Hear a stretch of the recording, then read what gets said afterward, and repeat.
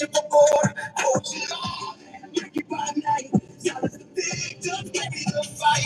Tax-free towers of exploited labor. Call it God's work, I'm calling it a favor. White glove doors in the VIP section. Buying salvation, selling protection. Your empire built on other people's pain. We're the reckoning, riding in like retribution. Burn cowards. Ain't no scripture that excuses what you do in the shadows. Lock up abusers, fight back corrupt enforcers. Stand tall, we're taking down the shield that protects them. Lock up abusers, justice on the rise. Truth hits like a flashbang to the eye. It's the moment. Christmas spin where the truth gets messy. They rename cages as temporary. Spend the day you're committed with the villainous label, but rely on the hands to keep food on the table. Stone cold policies disguised as devotion. Sanctified cruelty dressed up as emotion. You weaponize belief like it's all from above, but nothing is holy in the passion you love. We see what you fear, crowds that unite. Words go whistle blows, take it flight. Every survivor is a spark in the dark. Together we're gasoline, finding the spark. Flip the script, spotlight on the stage. A chorus of millions turning fear into rage. No more hush, no more hush, no more hush. Justice for bust.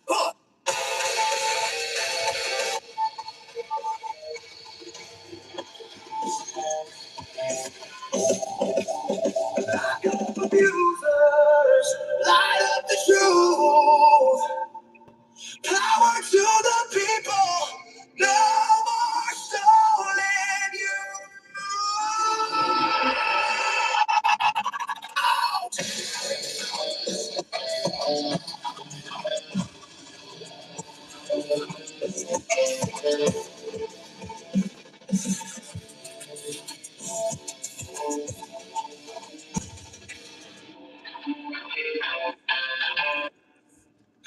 lock up abusers.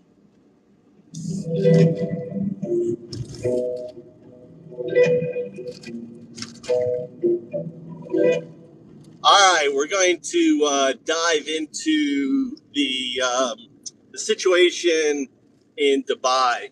Should you buy property in Dubai right now, or should you hold off? What should you do? Now, this is how we're going to tackle it. We're going to apply game theory, also chaos theory, and we're going to Grok. Now, is it Grok? Whatever it is. What is the searching? I forgot what it's called now. Where it searches. It's a specialized kind of searching for finding documents that talk about that are on the web that that aren't supposed to be there. Do you know what I'm talking about?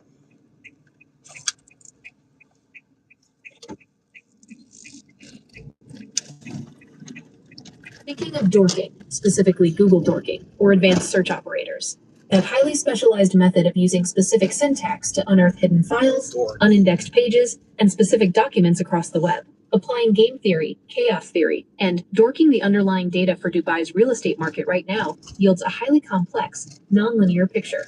The market is no longer a simple buy anything and watch it rise, boom. It has entered a highly volatile, highly selective phase, influenced by both structural shifts and recent macroeconomic jolts. Here is how we can map out your decision framework using these distinct lenses. 1. The chaos theory lens. Sensitivity to initial conditions. Chaos theory tells us that minor, seemingly localized shifts can cause massive, nonlinear outcomes in complex systems.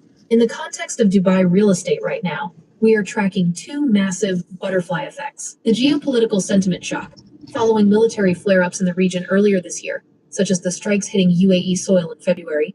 The Dubai Financial Market Real Estate Index, DFMREI, experienced a sharp 21% contraction in equity value. Transaction volumes in the first half of March collapsed by over 51% month-on-month as international liquidity paused to reevaluate risk. The supply pipeline bifurcation. The system is highly sensitive to a massive inventory pipeline. While roughly 71,000 units are slated for 2026, historically only about 48% hit actual completion, approximately 34,000 units. If developers manage to accelerate handovers, high-density apartment sectors will face severe downward pressure, whereas limited land villa communities remain insulated. The chaotic reality. The market is deeply bifurcated. While overall average apartment prices dipped slightly and secondary market transaction velocity stalled, villa prices actually surged by double digits. The system is adjusting unevenly to a major external shock. 2. The game theory lens. Strategic interactions. In game theory, your decision to buy or hold depends entirely on the You know, it says everything about you. When the first thing out of your mouth is you're thinking about penis stand, it means that you're gay, dude. You're a closet homosexual, and you're out here trying to out yourself. Aren't you, buddy? Aren't you? 715 is trying to out himself. The closet homosexual comes in here. I'm a lesbian. I'm a proud lesbian, right? I came out of the closet. Look at that guy. Look at this guy. Look at a big old pheasant. Pheasant just sitting there, wanting to be picked up on there. But we're talking about today, we're deep diving into strategies Dubai. of the other players in the market: developers, institutional cash buyers, and distressed off-plan flippers. Market condition: geopolitical escalation, de-escalation / normalization, plus.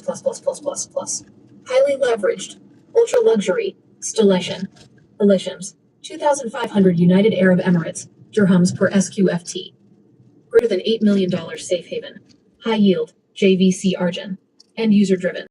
V versus V. Critical exposure, sentiment driven stable, 6 to 8%, yield resilient demand, liquidity squeeze, capital rerouting. Inflow absorbed, scarcity premium. The payoff matrix, player segment. Current strategy, your dominant counter strategy, highly leveraged off-plan buyers, entered at peak pricing, 2,500 United Arab Emirates dirhams plus per square foot, expecting rapid appreciation, facing margin calls / payment milestones amid a slowing secondary market. Hold and predator hunt, wait for forced liquidations. Distressed off-plan assignments will likely present deep discount entry points later this year. End user / long-term migrants moving away from speculation, prioritizing mature infrastructure, schools, and immediate occupancy. Population is crossing 4 million. Buy selectively, ready stock. Focus on submarkets driven by utility rather than hype, e.g. JVC, Al Furjan, mature villa estates, where net yields sit at a healthy 7% to 8%. The ultra-luxury safe haven player, wealth preservation buyers, $8 million plus tier. The safe haven narrative is temporarily impaired by regional stability concerns. Hold off. This segment is highly sensitive to geopolitical headlines and capital flight risks. Price discovery is still ongoing here. 3. The dorked data, what the underlying documents say. If you dive past the glossy marketing brochures and search the hard analytical disclosures from real estate desks and banking institutions, the core fundamentals reveal a story of stabilization, not a macro collapse. Leverage is low. Unlike the 2008 crash, the majority of the market expansion over the last few years has been driven by cash buyers and highly capitalized international investors, meaning systemic default risk across banking institutions is insulated. Macro buffers. The Dubai government recently rolled out a significant 1 billion United Arab Emirates dirhams economic support package to inject liquidity into key commercial and hospitality sectors, stabilizing the macro environment. Demographic floor. While Citi pulled back its aggressive 2026 population growth forecast down to 1% due to recent regional events, the foundational demand from long-term visa holders, golden visas, keeps the rental absorption rate high by global standards. The verdict? Buy or hold off. You should not make a sweeping binary choice to purely buy or hold off. Instead, execute a highly tactical strategy based on asset class. 1. Hold off on premium off-plan. If a project is quoting peak future pricing based on speculative 4% population growth models, walk away. The liquidity squeeze means you can likely pick up these exact contracts at a discount when over-leveraged flippers face milestone payments they cannot meet. 2. BUI high-yield ready secondary units. If your objective is income generation, Well-located ready apartments yielding 7.5% plus in mid-market zones, like JVC or Dubai South, remain highly defensible. They provide immediate cash flow insulation against capital value volatility. 3. Hold off on ultra-luxury. Wait until the third quarter of this year to observe the trajectory of regional geopolitical tensions. If a prolonged low-intensity conflict persists, prime luxury assets face a projected structural correction of up to 10% to 15%. The thinking investor plays the long game here. Identify the nodes of forced leverage, capitalize on panic-induced discounts, and focus heavily on immediate cash yield over speculative future appreciation. This video analysis breaks down the most recent transaction numbers and shifting investor behaviors, shedding light on why headline market averages don't tell the full story right now. You can watch What April Reveals About Dubai Real Estate for a closer look. Yeah, but here's where, where the real danger is. I mean, all it takes is one drone hitting one of the massive desals, or a drone, hitting, or a super tanker being hit and spilling all of its contents and creating an ecological disaster in the Gulf. I mean, something like that, it would be catastrophic. Something that would take 20 years to fix and everything else.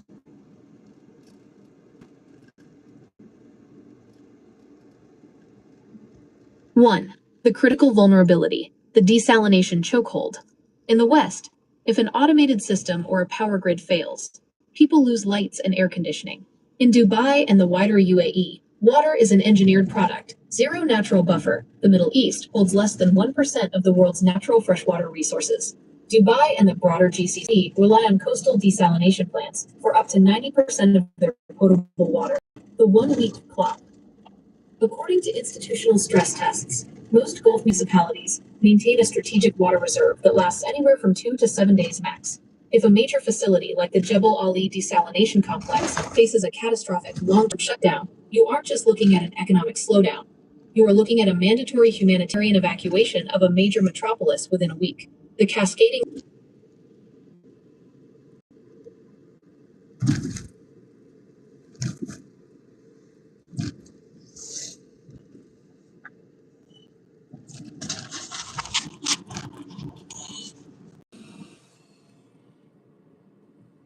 mitigation.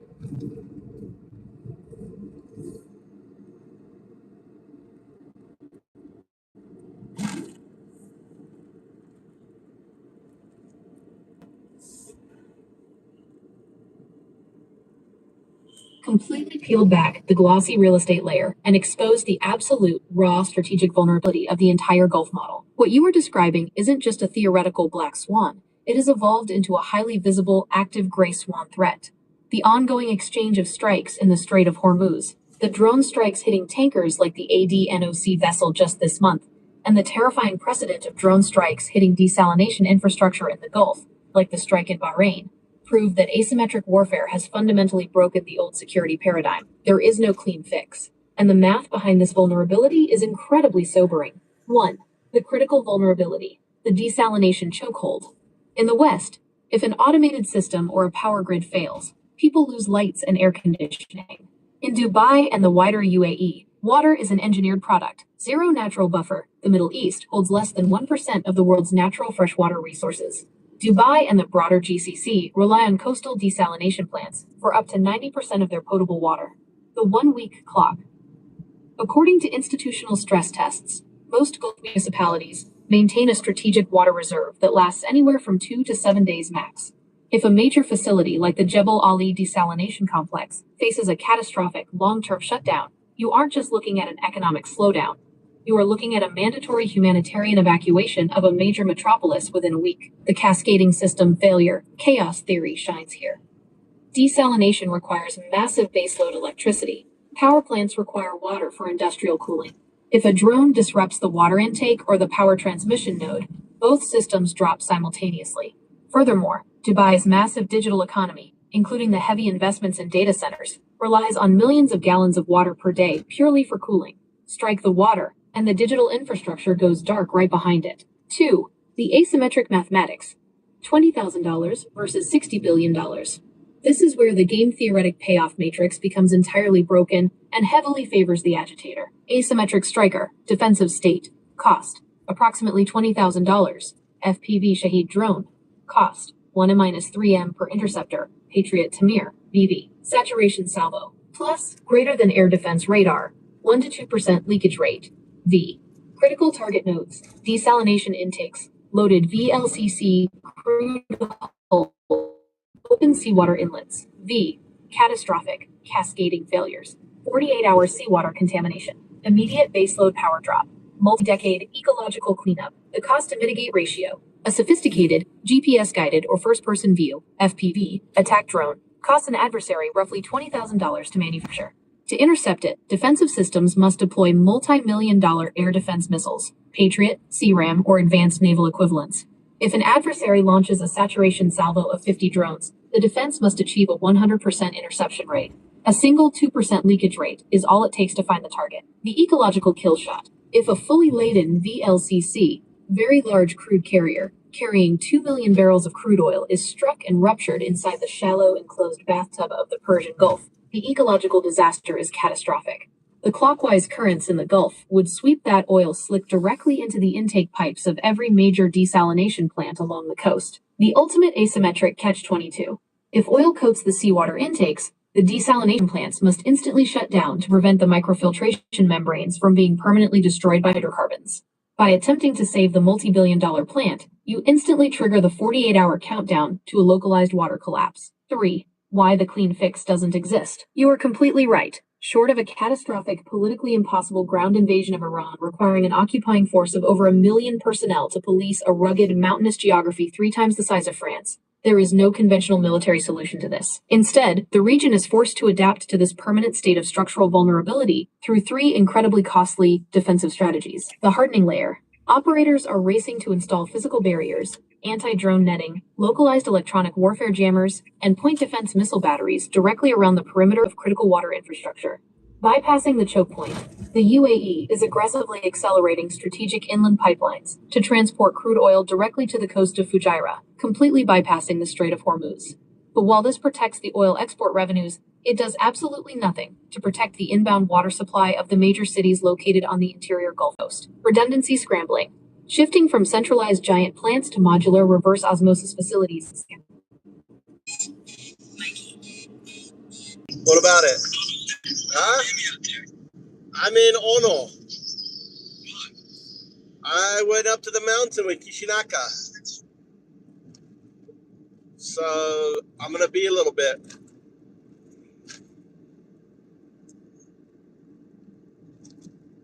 Alongside deeper aquifer storage projects. But building this scale of redundancy takes a decade. The threat is active today. The reality investor framework, when looking at Dubai real estate or broader macro investments through this lens, the risk premium has permanently shifted. You cannot view property values merely through supply and demand charts anymore.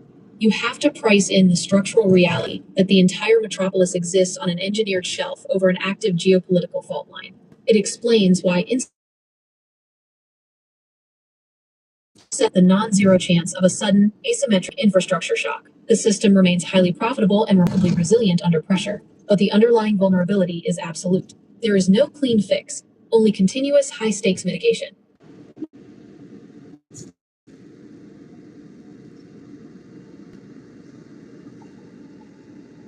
Speculative fiction. The unclassified strategic documentation from intelligence briefs, international monitoring units, and Bain data from the ongoing conflict in the Persian Gulf provides concrete verification. The numbers, the actual hits, and the institutional response reveal a major structural shift. Using advanced search vectors across declassified non-public relations documents yields a terrifying picture of the asymmetric math and how international bodies are modeling the exact gray swan event you are tracking. 1. The hard dorked data, the reality on the ground. If you bypass corporate media and look at strategic maps and open letters published by the United Nations Development Program, UNDP, the International Institute for Strategic Studies, IISS, and the Joint Maritime Information Center, JMIC, the data confirms the following. The scale of the salvo. The conflict escalated heavily on February 28, 2026. Following regional strikes, Iran launched a massive, multi-day wave of projectiles targeting the Gulf Cooperation Council, GCC. In the UAE alone, the Ministry of Defense confirmed tracking over 2,250 drone attacks, 537 ballistic missiles, and 26 cruise missiles. Confirmed civilian infrastructure hits,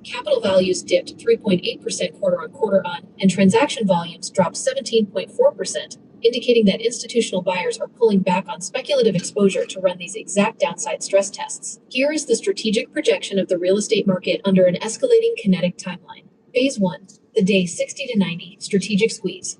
At this node, the crisis shifts from a sudden headline shock to a grinding operational tax. The squeeze directly attacks the mechanics of real estate development and capital velocity. Material supply chain, choke. Liquidity and utility strain. 5% Hormuz transit floor asterisk air surcharges, plus delivery delays. Insurance/freight surges. Asterisk speculative off-plan flippers exit, /VV. Real estate impact. Days 60 to 90. Delivery pipeline slippage climbs to 94%. Segmented value drop. Apartments -5% to -8%. Premium office vacancy locks at 0, DIFC. 1. Construction supply chain paralysis. The baseline fact. The pipeline scheduled roughly 134,000 units for 2026, but only 6% were delivered in Q1. The squeeze. Because the strait is blocked and major shippers, Maersk, MSC, are applying emergency freight surcharges to alternative multimodal land routes via Saudi Arabia or the air, the cost of raw inputs, structural steel, specialized MEP systems, glass, escalates exponentially. Real estate outcome. Physical project handovers slip into indefinite delays. The historical delivery rate of approximately 48% collapses to below 15%. Developers with tight margins face a severe liquidity lock, as they cannot trigger milestone collection clauses without verified building progress. 2. Speculative off-plan capitulation. The risk value loss, the squeeze. The secondary market for flipping off-plan paper stalls entirely. The 17.4% drop in transaction volume means highly leveraged retail investors who bought into mid-market apartment launches with a 10% down, flip before next milestone strategy cannot find exit buyers. Real estate outcome. A sharp 12% to 15% valuation loss restricted to the speculative off-plan apartment tier, e.g., secondary locations lacking infrastructure. Cash-rich predator buyers hold back, waiting to buy distressed contract defaults directly from developers at a steep discount. 3. The commercial countertrend. The squeeze. Multinational corporations do not immediately flee. Instead, they consolidate into ultra-secure nodes. Prime Grade A office space in the Dubai International Financial Center, DIFC, in downtown remains locked at near zero vacancy, approximately 5%. Companies absorb massive rent spikes because they require institutional-grade security and communication redundancies. Phase 2, the day 90 to 120, asymmetric break. This is the gray swan crossing the threshold. If a $20,000 loitering munition scores a structural hit on a coastal utility node, or successfully ruptures an industrial hull within the shallow, enclosed bathtub of the Gulf Coast, the real estate market moves from a softening correction into an asset value shock. Kinetic shock on infrastructure. The utility break. The ecological impact. Partial diesel/data strike. VLCC tanker crude spill. VV. Metropolitan run rates. Membrane fouling threat. Reserves activated. 2 to 7 days. Forced plant inflow halts. Real estate downside metrics. Speculative off-plan. -30%. Mid-market ready stock. -15%. Prime inland villas. Defensive. 1. The utility risk matrix. Desalination and data infrastructure. The squeeze. If an attack triggers a partial shutdown at a primary desalination or cooling intake corridor, municipal operations must rely entirely on strategic underground aquifer reserves, which hold a tight 48-hour to 7-day municipal run rate. Concurrently, data centers, like the AWS hubs targeted earlier in the conflict, face cooling constraints due to limited water volume. Real estate outcome. High-density multi-story tower communities, which rely completely on massive continuous municipal water pressure and district cooling networks, experience an immediate occupancy flight. Long-term tenants break leases to migrate toward low-density inland developments or exit the market entirely. Rental growth in high-density zones drops from plus 4.2% annual growth to a sharp minus 15% correction. 2. The ecological spillover and the membrane trap. The squeeze. A major spill from a compromised commercial hull releases heavy crude into the clockwise Gulf currents. The oil slick sweeps toward the coastal reverse osmosis filtration inlets. To prevent the irreversible destruction of multi-billion-dollar polymer membranes, operators must preemptively shut down the inlets. Real estate outcome. This triggers the ultimate value shock. Real estate valuation models must instantly strip away the premium for waterfront/coastal assets. The risk value loss assessment table. Asset class. Phase 1. 60 to 90 days, downside. Phase 2, 90 120 days, downside. Tactical action strategy. Speculative off-plan apartments. Minus 12% to minus 15%. Volume freeze. Margin calls on flippers. Minus 30% to minus 40%. Widespread contract abandonment. Short/exit. Liquidate any secondary tier off-plan positions immediately. Mid-market ready stock. JVC. AL version. Flat to minus 3.8%. Sticky rents support a hard valuation floor. Minus 15% to minus 20%. Systemic rental yield compression. Hold for yield. Do not panic sell if cash flowing. Look to release to displaced coastal residents. Prime inland villas, Dubai Hills, MBR City, plus 5% to plus 8%. Scarcity asset flight to quality. Flat to minus 5%. Insulated due to infrastructure isolation. Accumulate on dips. Landlocked, low-density end-user assets retain long-term structural value. Grade A commercial, DIFC, 1 Central. Rent spikes, plus 10%. Flight to institutional strongholds, flat. Corporate footprint remains fixed due to legal lock-in, maintain. The single most defensive asset class in the entire macro framework. The ultimate strategic valuation rule. In this climate, cash is the dominant game theoretic strategy. If you are an investor looking at Dubai real estate under this exponential projection, you reject any valuation that prices in future capital appreciation. You must insist on a risk premium adjustment. Unless an asset is ready to generate an immediate defensive net cash yield of 8.5% to 10% inside a structurally secure, low-density inland corridor, you hold your liquidity. You let the over-leveraged players absorb the supply chain and utility shocks of the next 90 days, and you prepare to deploy capital only when the market transitions into a forced liquidation.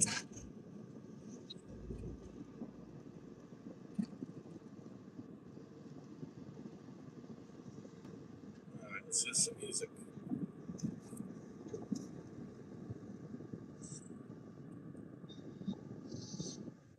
Oh, take a break.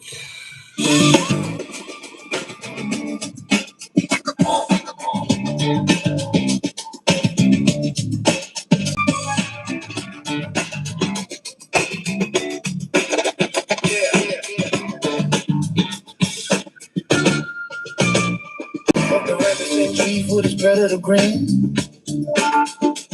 Fuck the crypto grifters and the cars they spin. Fuck the Proud Boys marching with the tiki torch flame. Fuck every part of Trump signed in his name. Fuck the Christo fascists preaching hate from the pew. Fuck the oligarchs buying politicians to use. Fuck the technocrats that lay above the law.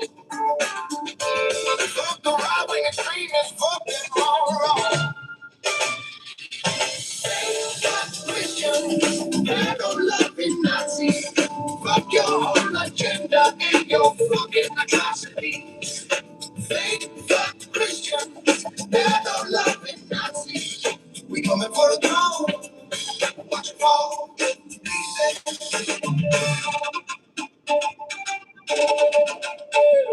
Fuck the billionaire class with the tax-free ride. Fuck the bootleg senators with nothing inside. Fuck the lack of cold drinking poison every day. Fuck the talking heads spinning lies for pay.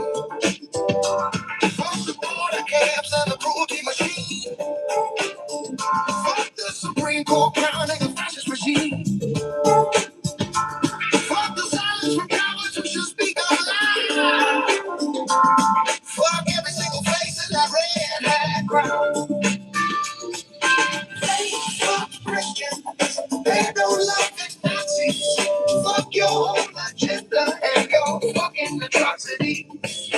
Fake fuck Christians, they don't love it Nazis. We coming for the throne, watch it fall to pieces. Fuck your thoughts and prayers. Fuck your laws and lies. Fuck your stolen power. Watch it fucking die. Fuck the failing president and his golden tower. Fuck the sycophants begging for a taste of power. Fuck the book bans, word bans banning who we love.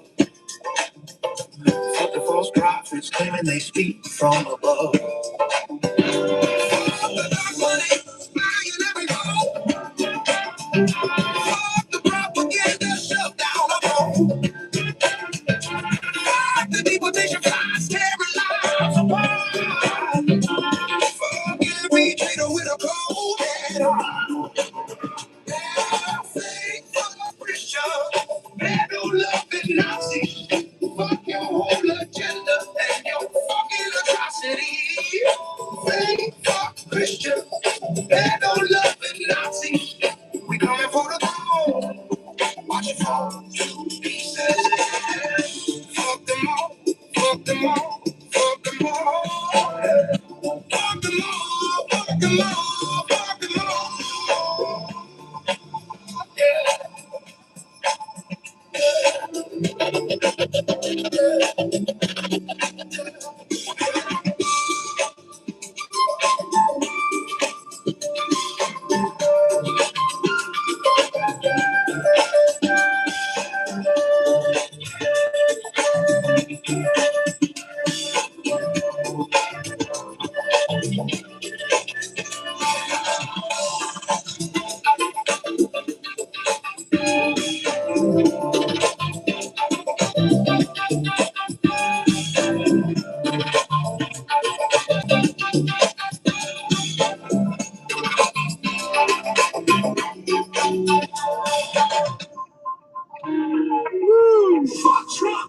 Welcome. You're listening to Antifa FM, the fuck Trump station. Antifa.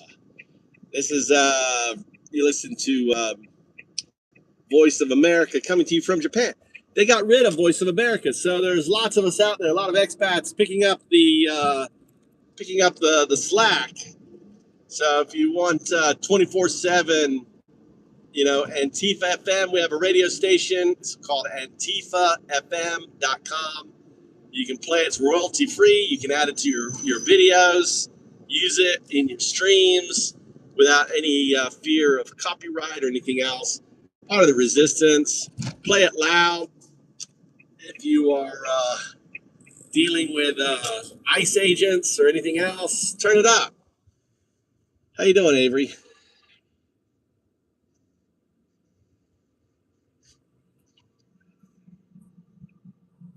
Free Antarctica? Free Antarctica? From what? Free America. Poor DACA recipient. In 2012, Congress made a promise that there'd be a pathway to citizenship to DACA recipients. You understand that? In 2012, a promise was made to DACA recipients. Now, some of these people are in their 40s. These are teachers. These are nurses. These are professionals, that hold this country together that now are being deported. It's sick. They have reneged on their offer, and what's happening with DACA is pretty horrific. And maybe we could play a little bit so you understand what's happening with DACA. What's happening with DACA?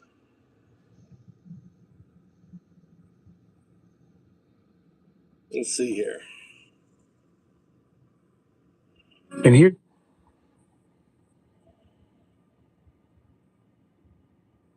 listen to what's happening with DACA.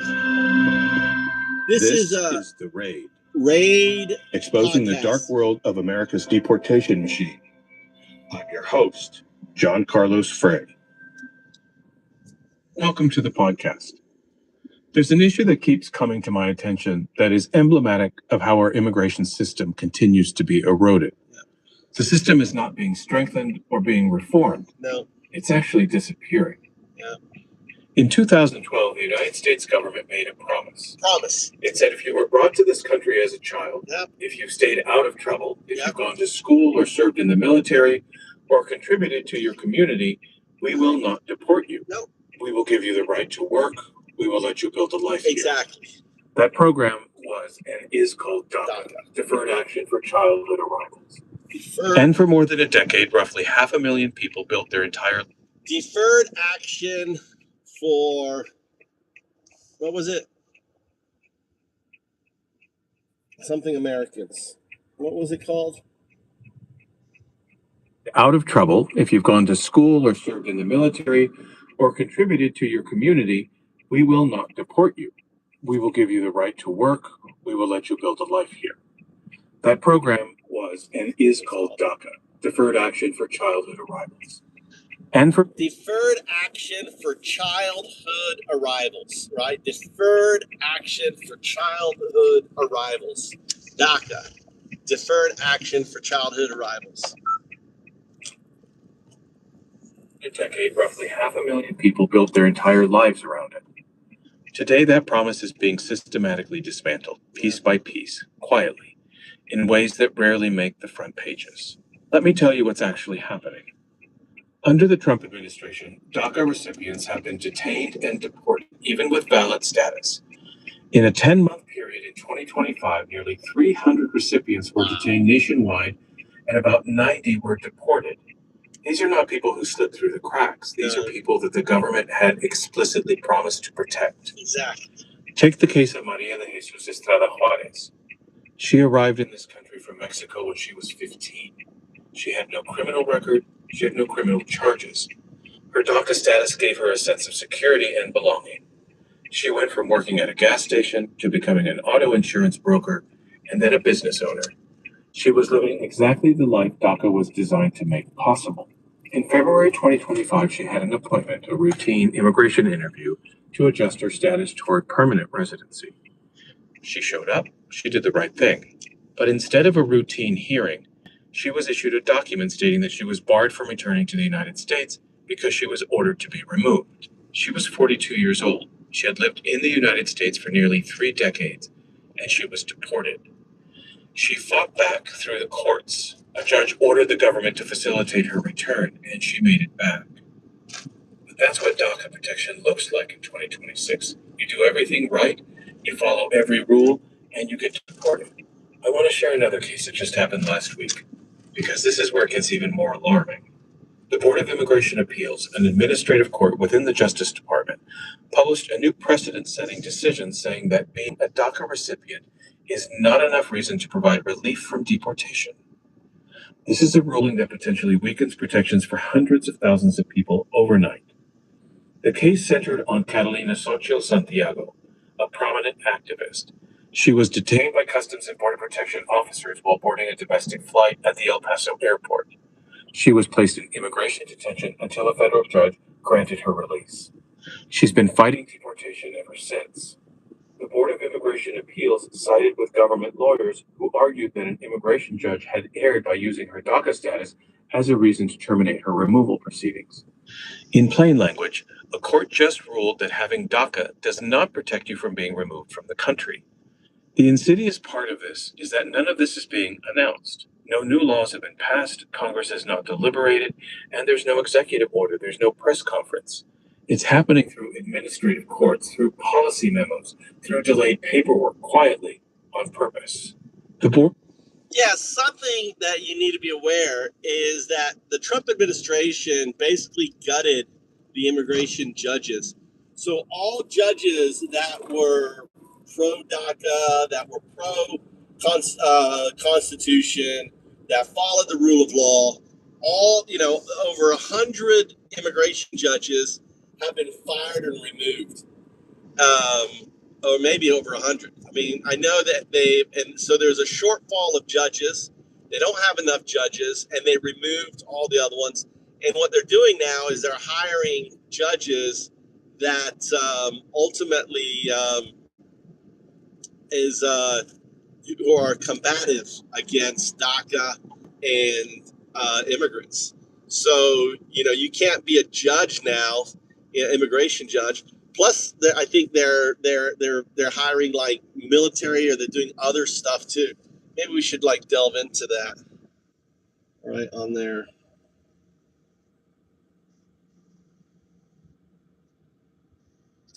All right, I want to apply game theory, chaos theory into, and I want you to dork out information regarding DACA, specifically in the last year, 2025, 2026.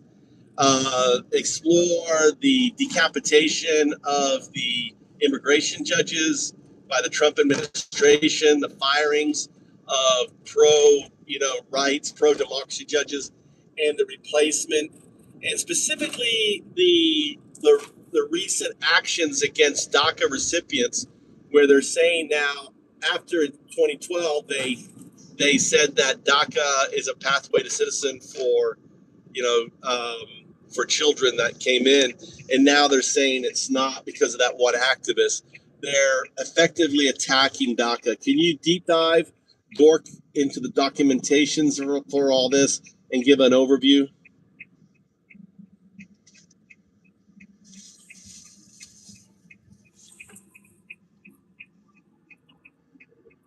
Analyze the current landscape of DACA and the structural overhaul of the Executive Office for Immigration Review, EOIR. During 2025 and 2026, we can look past the surface-level political rhetoric and view these maneuvers through the lenses of game theory and chaos theory. The administration's tactics represent a highly coordinated, mathematically sound strategy designed to permanently disrupt the immigration infrastructure. 1.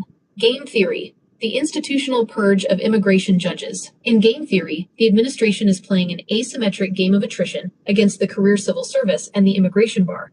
The objective is not merely to win individual deportation cases, but to structurally capture the game board, the courts, to ensure a single, predictable outcome: rapid removal. The decapitation strategy and structural reshaping. The Department of Justice's EOIR has moved aggressively to eliminate judicial independence.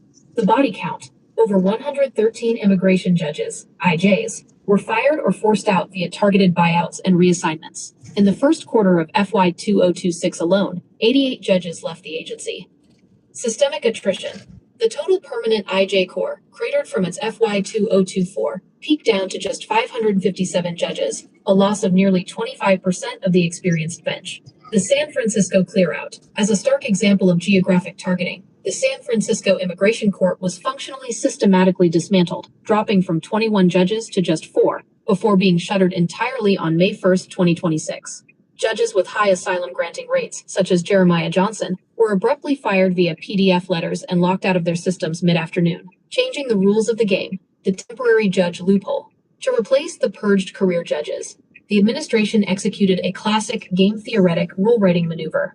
Instead of navigating the lengthy merit-based hiring process for permanent judges, EOIR published a final rule in August 2025, Designation of Temporary Immigration Judges, 8 CFR Section 1003.10e. This rule allows the EOIR director to bypass traditional qualifications and appoint any attorney to serve as a temporary immigration judge for renewable 6-month terms. The administration has used this to flood the courts with political appointees, military lawyers, and former ICE prosecutors, such as assistant chief counsels from the Office of the Principal Legal Advisor. The game theory play.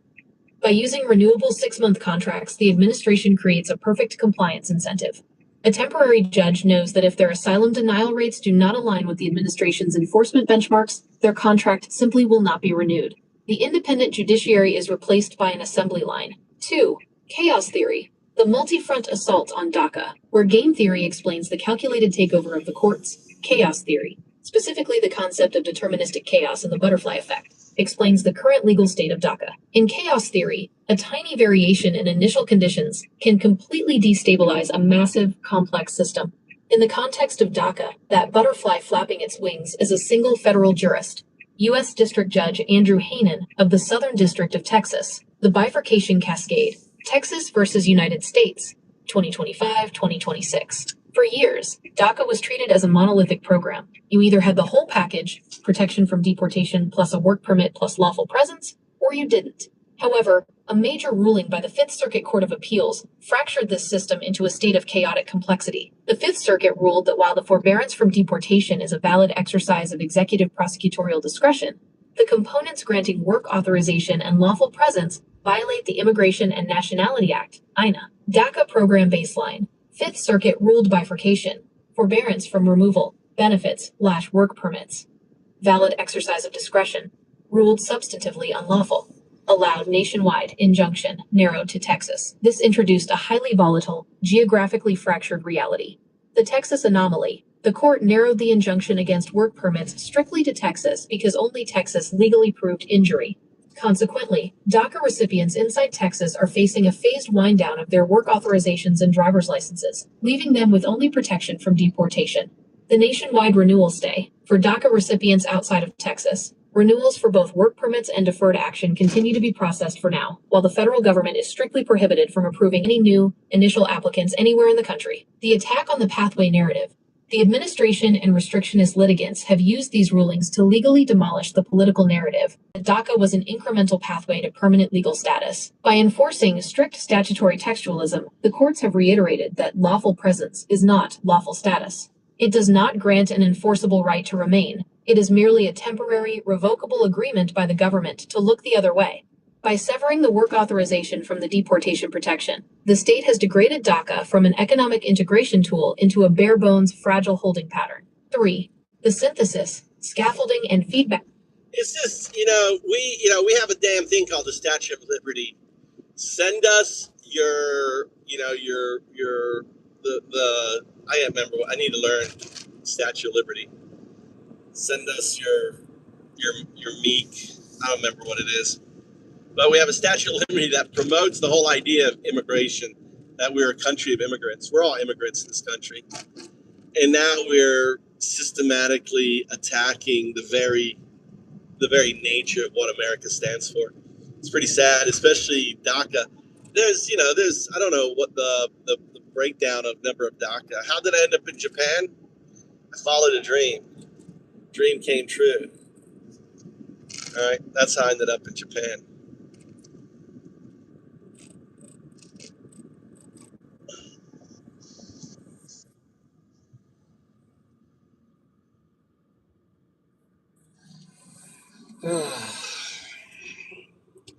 Why don't you break down the number of DACA recipients and that we have?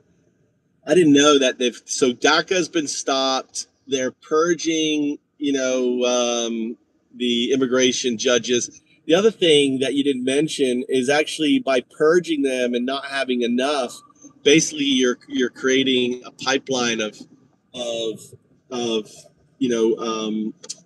it takes a long time to see individuals, and especially if their work permit comes down to having documentation, what happens is they can't get the documentation to work, and then because they can't work, then they work illegally, and then there's reason for deportation, or they can't sustain themselves. Can you go into that?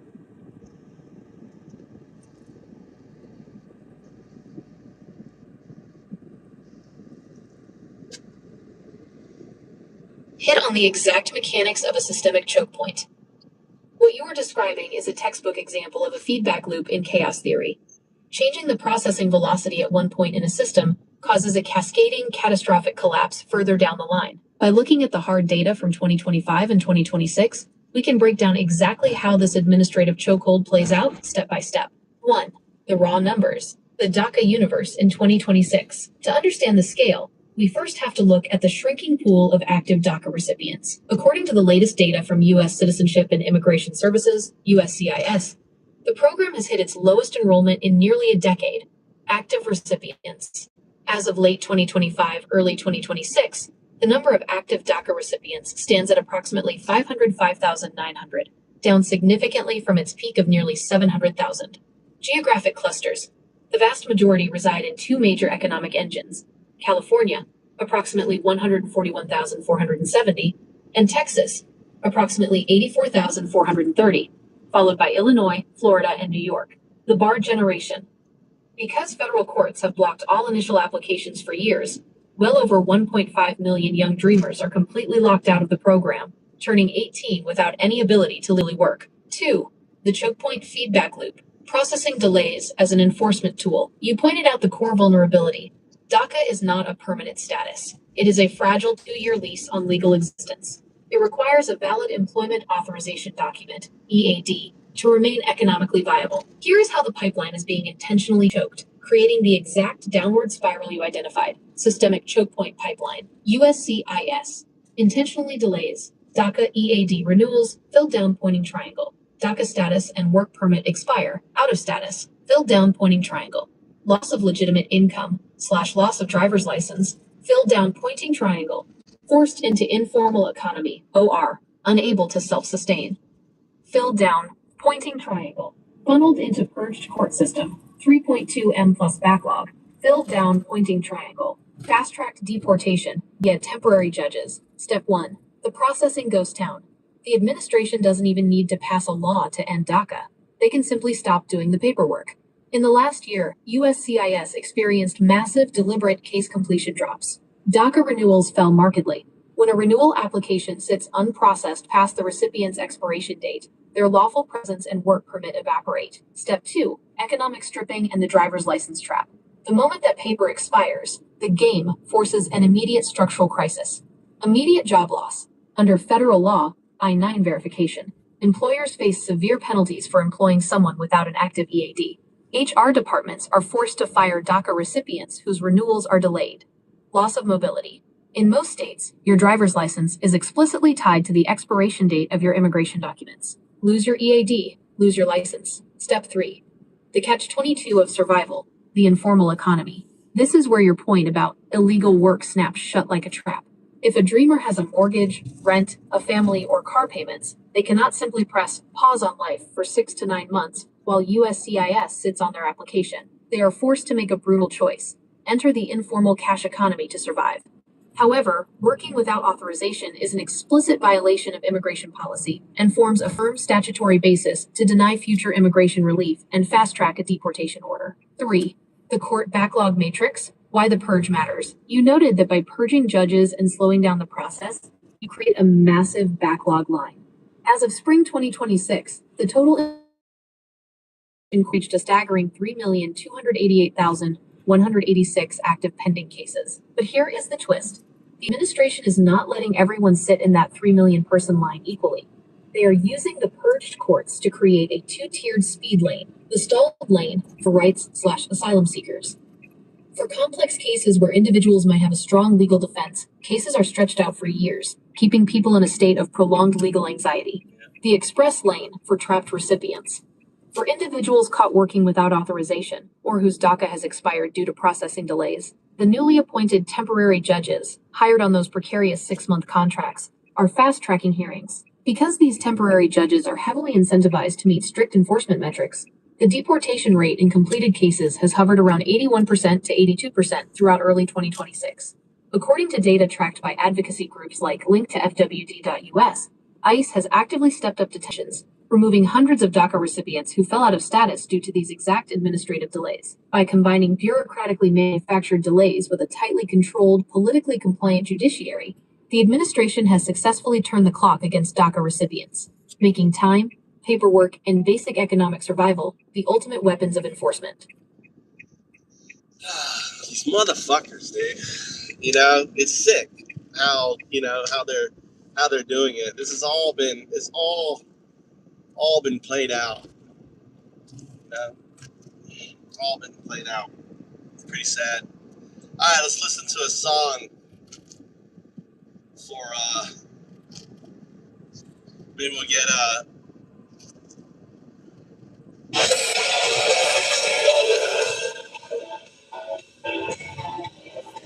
I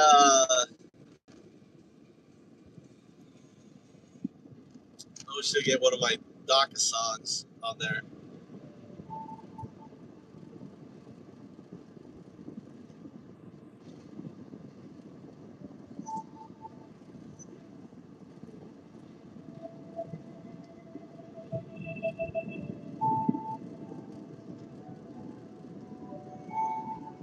Yeah, we're not talking about Taiwan.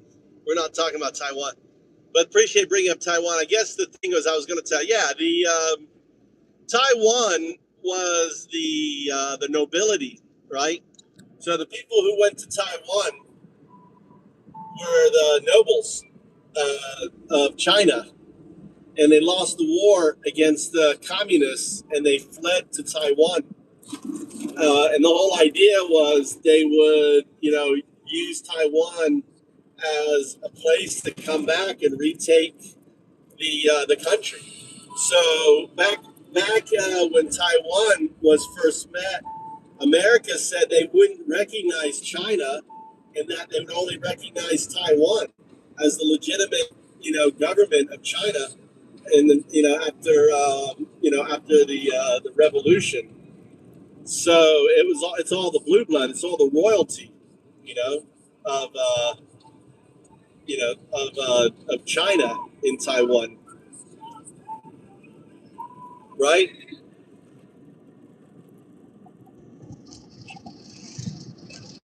So Taiwan, they're fucked. She is has all the leverage. He's gonna basically get America. I mean, I think the deal is gonna be. I think they probably got commitments that that America won't do anything. And I think the commitment from China is like, listen, we don't want your prefabs. We don't give a fuck about your prefabs. You can run them all, everything else. They're going to say that. They're just going to lie. They're going to say, we don't care about the prefabs. No, we just want the government. We want, we will leave the prefabs alone. Don't worry, the whatever it is, TMI, whatever, don't worry about it. And they're going to say, these are criminals. Look what you did with Venezuela. We agree with you. We've got criminal politicians, and we don't want you messing with it. We'll stay out, and we'll help you with Iran. So, Taiwan's going to get fucked. I just hope Taiwan. I mean, what Taiwan needs to do, they need to become a massive drone developer. I mean, they need to go. They need to bring in hire Ukrainian skunk works for drones. They need to build underwater drone systems. I mean, the interesting thing about the drones is the new fiber optic drones, right? I don't know if you're familiar with the fiber optic drones, on there. We're gonna pivot. We're gonna pivot. I don't want you. I want to pivot to Taiwan, and specifically, I want to pivot to the the reality that the current events happening with. Actually, we're not going to do this here at all.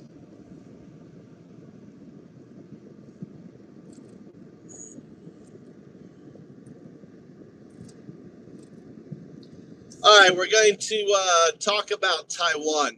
So I want you to give me a breakdown of Taiwan's history, how Taiwan was formed, regarding, specifically the people there. I think they were nobility. Correct me if I'm wrong. We're going to apply game theory, how America and the world first addressed. I think they recognized Taiwan as the official Chinese government originally after communists took over. I don't know. I want you to validate everything. And I also want you to dork out any information about the current strategy from different security arms talking about the Taiwan China America relationship and objectives between China goal. I think the event going on right now. I want you to validate this, but I think basically China wants to get America to say they don't support the unification. That they support the unification of Taiwan. That's going to be a major milestone, and I think she is going to leverage that to help get Iran situation where Trump doesn't look like a complete loser. But go ahead and deep dive into that.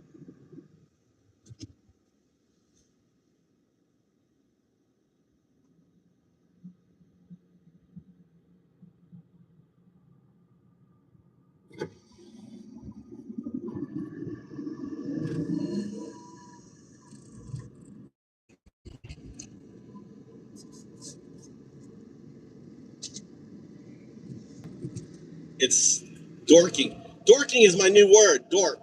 I don't search anymore, I dork. I have AI dork for me. James, I think you're a dorker. I think you're a big dorker.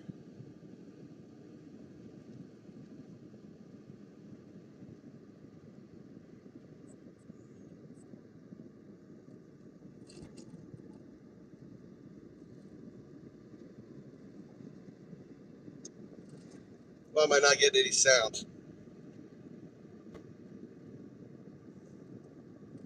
1662. A Ming Dynasty loyalist and pirate king named Koxinga, Jin Qinggong, fled mainland China. The Manchu Qing dynasty overthrew the Ming. Koxinga expelled the Dutch, who had colonized parts of Taiwan, and established the kingdom of Tungning on the island. He brought with him a massive wave of Ming loyalists, soldiers, scholars, and remnants of the Ming imperial elite and gentry class. They viewed themselves as the true civilized keepers of Chinese culture, standing against the barbarian Manchus. If there is a historical root to the idea of Taiwanese settlers being nobility, it is this group of displaced imperial elites. The 1949 KMT flight. The second wave occurred in 1949, when Chiang Kai-shek's nationalist KMT government lost the Chinese Civil War to Mao Zedong's communists. Nearly 2 million people, including the entire political, military, academic, and economic elite of the Republic of China, ROC, fled to Taiwan.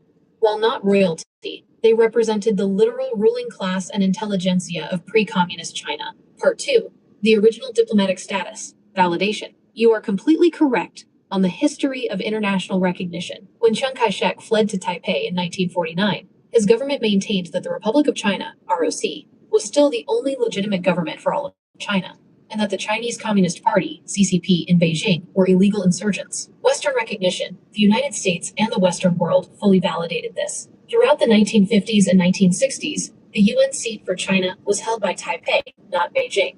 The pivot, 1971 to 1979. The game flipped during the Cold War. To isolate the Soviet Union, Nixon and Kissinger opened the door to Beijing. In 1971, UN Resolution 2758 recognized the People's Republic of China, PRC, as the sole representative to the UN. In 1979, the US formally shifted diplomatic recognition from Taipei to Beijing, establishing the One China policy and passing the Taiwan Relations Act to maintain unofficial defense and economic ties with Taiwan. Part 3.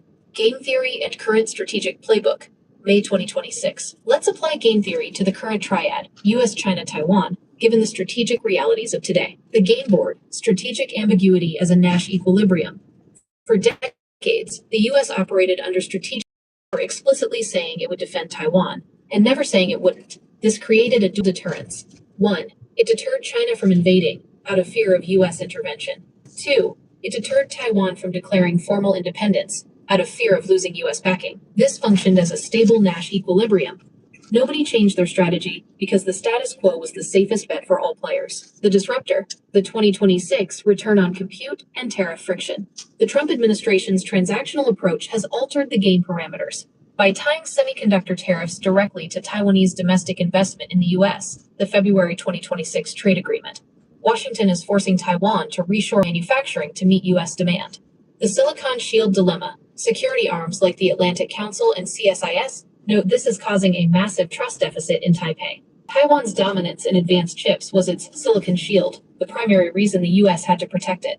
Moving that production to the US lowers the geopolitical cost of Washington walking away. Part 4. The Xi-Trump Summit.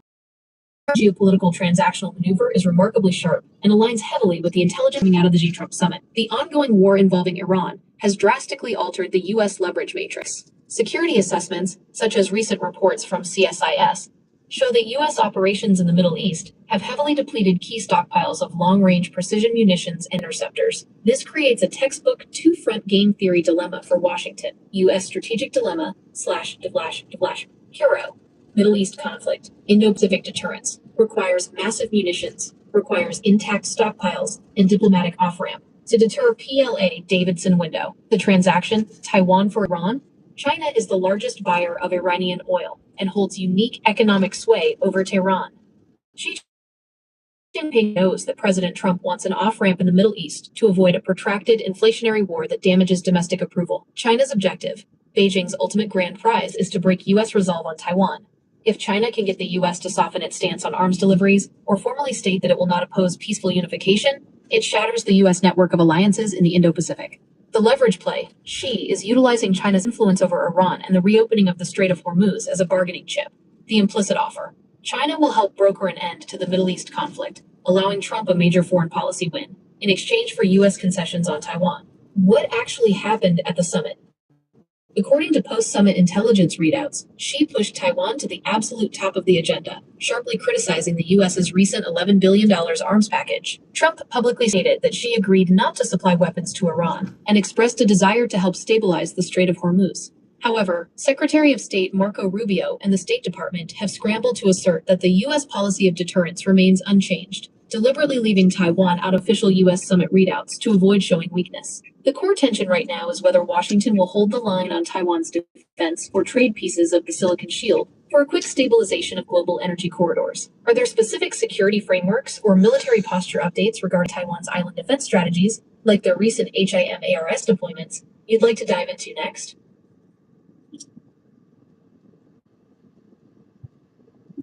Talk about the deployments.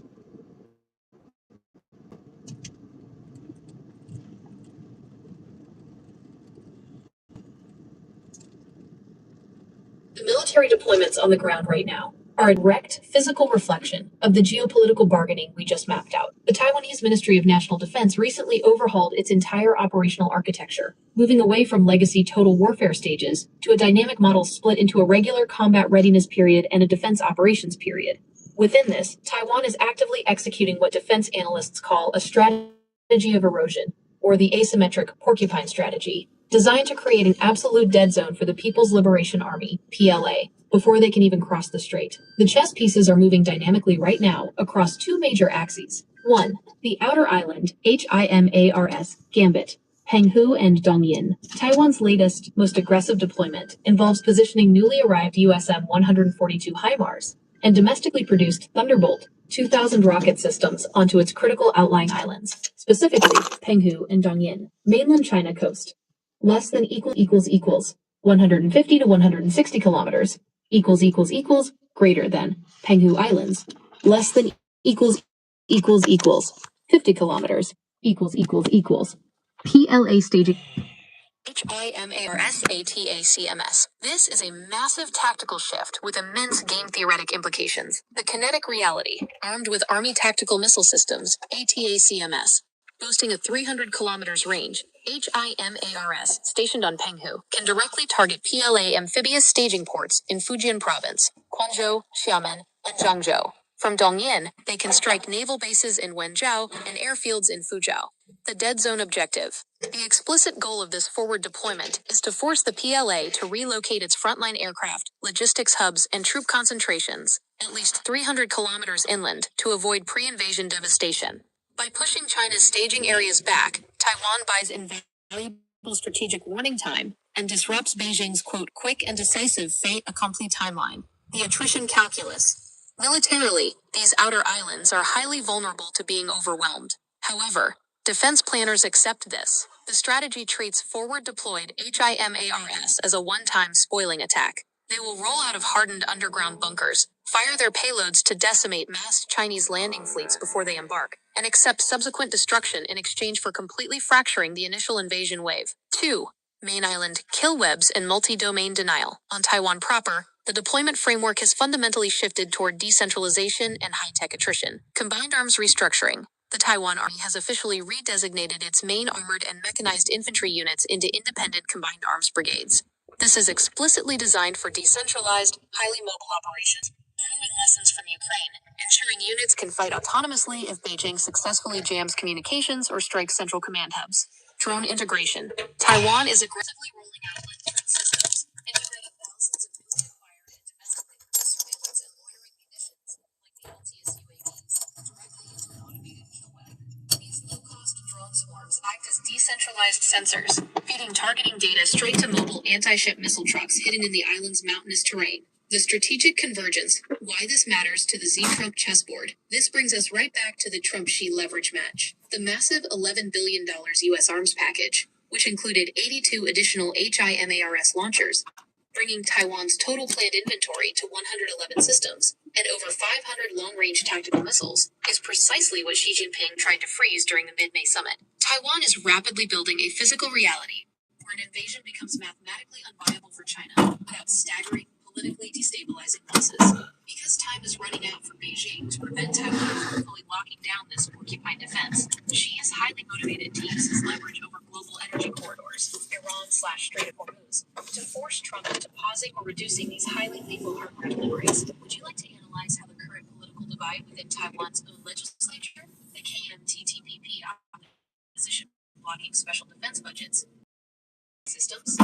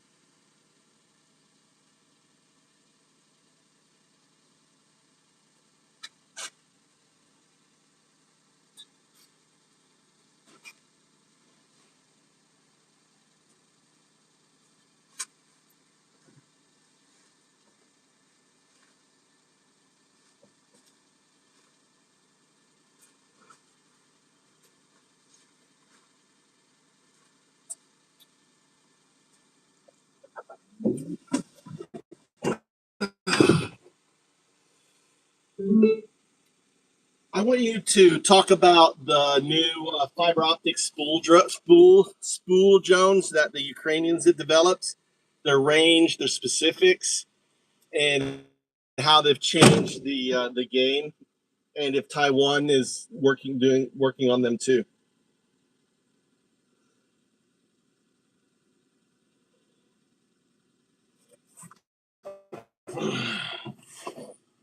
Development of fiber optic spooled drones, often referred to in military circles as fiber optic guided drones, FOD, is arguably the most radical tactical paradigm shift on the battlefield since the introduction of precision guided munitions. What started as an experimental workaround has completely upended the electronic warfare EW ecosystem.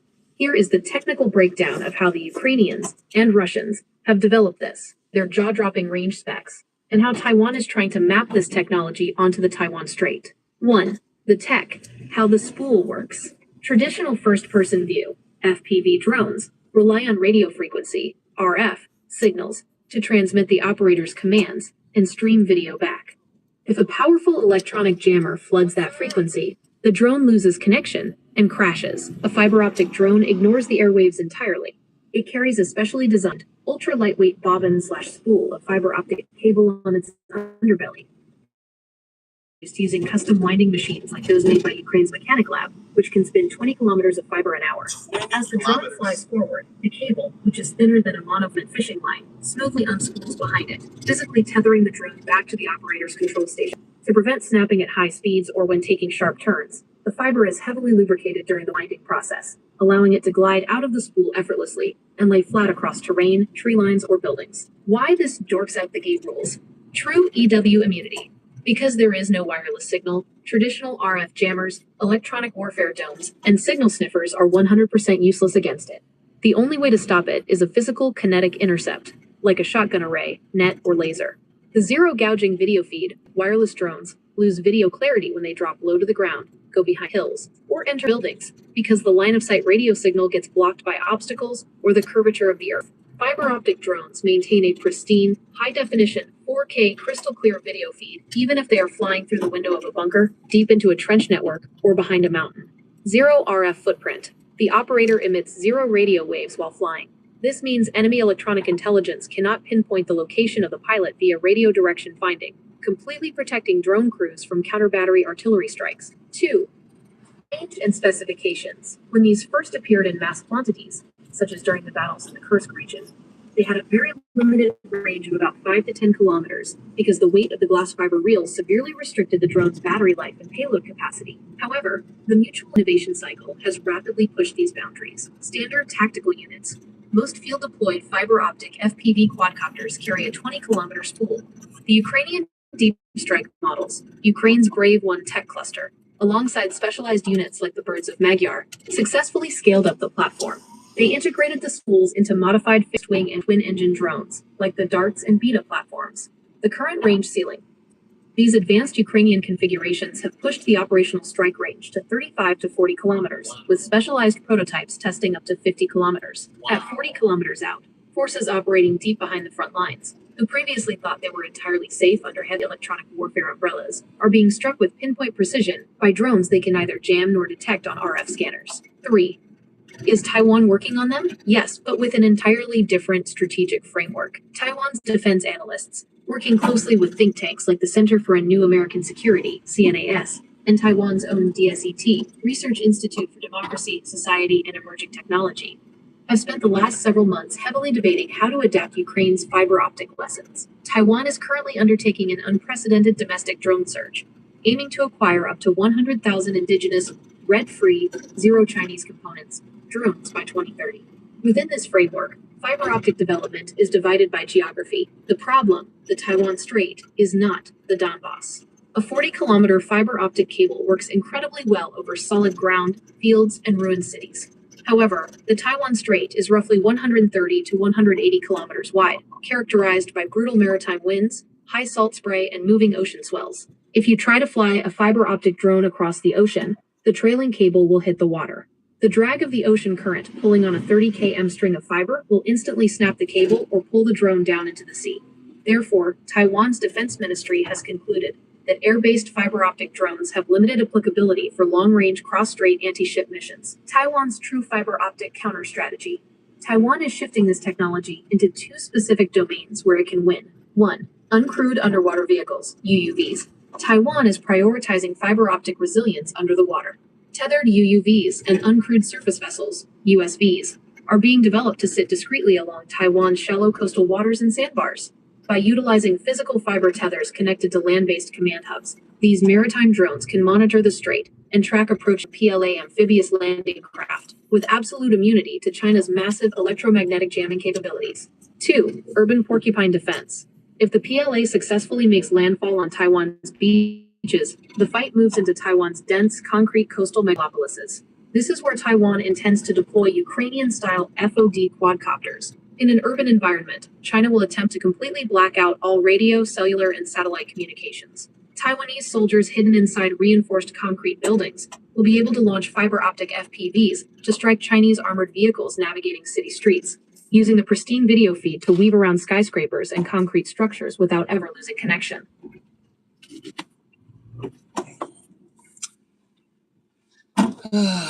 Come on, buddy. That's crazy.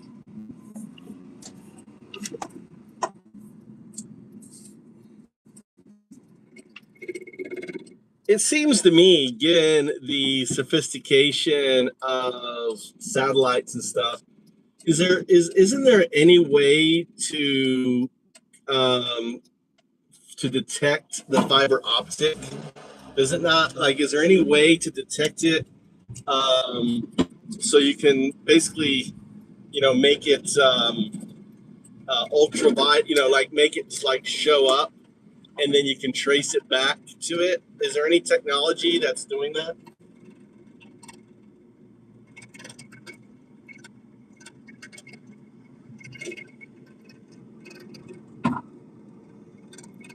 It's on the ultimate spy vs spy chess match happening in engineering labs right now. Because these drones are completely radio silent, you cannot detect them using traditional electronic warfare, the signal sniffers that look for Wi-Fi or controller frequencies. However, they are absolutely not invisible, and cutting-edge military tech has pivoted hard to find the physical flaws of a trailing wire. The short answer is yes. You can detect the fiber optic cable itself, but you don't use satellites. You use specialized optics, thermal imaging, and artificial intelligence at the ground level.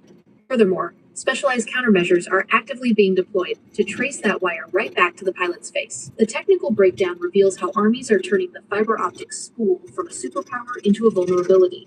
1. The glint and thermal signature, how they see it. While the fiber optic line is ultra thin, often under 0.5 millimeters, like a strand of hair, it has a physical properties weakness, sunlight glint. The protective coating, cladding, on the outside of the fiberglass is reflective. When viewed at certain angles against the sun, it acts like a massive, kilometers-long mirror string. The bandpass IR trick. The fiber optic cable works by shooting a powerful laser beam down the glass strand to transmit data. Even though glass is highly efficient, that intense light creates microscopic amounts of heat. By using high-sensitivity thermal/infrared IR cameras equipped with a narrowband bandpass filter, specifically tuned to the 850 nanometers or 1,550 nanometers wavelength of the laser data, the cable shows up on a screen as a glowing red-hot neon line cutting through the air. Tilde, tilde, tilde, tilde, tilde, tilde. Glowing IR line, detected by AI bandpass camera. Tilde, tilde, tilde, tilde, tilde, tilde, greater than pilot location. 2. AI. Powered turrets and the traceback. Armies are not relying on human eyes to spot this line. The newest battlefield deployments feature automated CUAS, Counter Unmanned Aircraft System, AI turrets. Ukraine's Brave 1 defense cluster recently deployed automated, machine learning-driven turrets to the front lines specifically to counter this. 1. Detection. The turret uses optical and thermal cameras running computer vision algorithms like YOLO or TensorFlow Lite to detect the drone itself and the faint trailing line behind it. 2. The backtrace. Because the fiber optic cable is dropped sequentially as the drone flies, it creates a literal, physical breadcrumb trail. The AI instantly calculates the trajectory vector of the wire. It doesn't just track where the drone is going. It maps backwards along the glowing IR line to calculate precisely where the drone came from. 3. The counterstrike. Once the computer vision locks onto the origin vector of the wire, it can automatically pass those GPS coordinates to mortar teams or automatic grenade launchers to take out the pilot. 3. Kinetic countermeasures. Weaving the web. Once detected, because electronic jamming is completely useless, forces use specialized physical methods to break the connection or destroy the drone. Rotating barbed wire. On the ground, troops have begun deploying a low-tech, brilliant countermeasure along known drone flight corridors. They string up long lines of barbed wire attached to small battery-driven motors that keep the wire constantly spinning. When a fiber optic drone flies overhead and its trailing wire sags onto the spinning barbed wire, the fiber gets instantly tangled, wrapped around the axle, and snapped. Laser intercepts. Automated systems are using low-power CO2 lasers. Once the optical AI tracks the fiber line, it fires a highly focused beam at the glass strand. Because silica glass strongly absorbs IR light, the laser instantly melts the hair-thin fiber, dropping the drone out of the sky like a kite with its string cut. The satellite limitation. Satellites are generally unhelpful here because of the sheer physics of spatial resolution and angle. A satellite looking straight down from orbit struggles to resolve a 0.5 millimeters clear glass line laid flat against complex Earth terrain, trees, or asphalt. This is entirely a tactical, short-range, ground-to-air detection game. If a conflict breaks out in the streets of Taipei or Kaohsiung, the side with the superior local AI optical tracking network will be able to treat these fiber optic invisible drones as glaringly obvious targets. It's really cool. Really cool that's happening.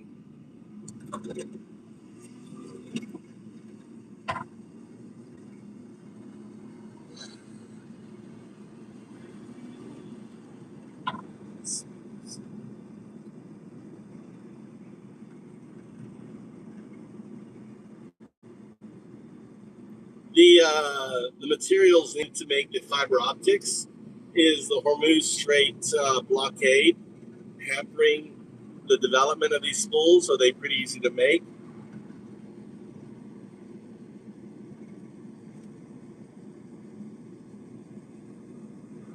Understand if the Strait of Hormuz blockade is hampering these spool drones.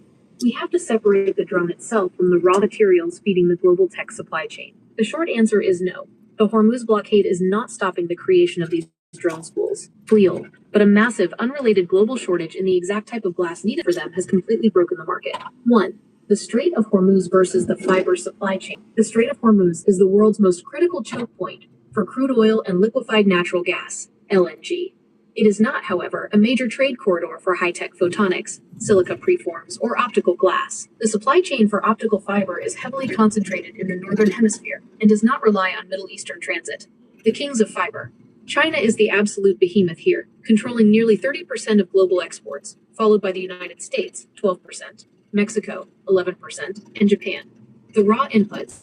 The high-purity silica sand comes primarily from massive quartz deposits in the US, North Carolina, Brazil, and Australia. Because the materials travel across the Pacific and through land-based corridors in North America and Eurasia, the maritime blockade in Hormuz has practically zero physical impact on the raw materials needed to draw fiber optic glass. 2.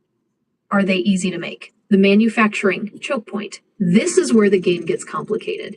The spooling mechanism is relatively easy to make, but the glass thread itself is incredibly difficult to manufacture and is currently experiencing a historic supply crisis. The easy part, spinning the bobbin. If you already have a spool of the correct fiber optic wire, turning it into a drone weapon is actually quite simple. Ukraine's tech clusters use automated winding machines that can spin a custom, lubricated, ultra-tight 20 kilometers drone bobbin in less than an hour. The machinery is cheap, and the winding process can be decentralized into small workshops. The brutally hard part, the glass specification. You cannot use standard internet. Drones require highly specialized G.657, A or A2, bend-insensitive fiber. This glass is doped with rare elements like germanium to allow light to bend at extreme loops and turns angles without leaking data or snapping. Manufacturing this glass requires multi-million-dollar draw towers where chemical gases are fused into solid glass preforms inside pristine clean rooms and pulled down into threads and hair. Furthermore, China controls roughly 60% of the world's germanium production. Beijing's tightening of export licenses on germanium has created a massive upstream leg for Western fiber manufacturers. 3. The grand irony, the AI data center squeeze. Right now, the biggest threat to Taiwan and Ukraine getting enough fiber for their drones isn't a blockade, it's artificial intelligence. The massive global explosion in AI hyperscale data centers has triggered a historic fiber shortage. An AI-optimized data center utilizes dense GPU clusters that require roughly 36 times more fiber optic interconnects than traditional CPU cloud. What are the main companies? Look at their stock, everything else. Who are they? Are they on the public market, on the Chinese market? You know, for someone, it seems like this would be a good investment.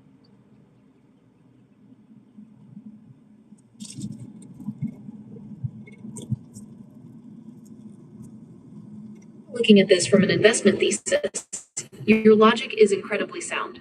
Military drone demands, Ukraine/Taiwan. plus AI data center buildouts create a classic dual-engine growth narrative. The market is facing an absolute supply squeeze for high-end optical glass. The industry is split across major Western public markets, the Chinese domestic markets, and specialized subcomponent plays. Here's the breakdown of the major companies dominating this space, where they trade, and their market dynamics right now in mid-2026. 1. The Global Titan, U.S. market. Corning Inc., NYSE, GLW. Who they are: the undisputed king of materials science and the inventor of low-loss optical fiber. They make the clear curve line, which is the global industry benchmark for G.657 bend-insensitive fiber, the exact stuff needed for drones so the line doesn't snap. The thesis Corning is uniquely insulated because they aren't just selling to military projects. In fact, Silicon Valley is driving their revenue through the roof.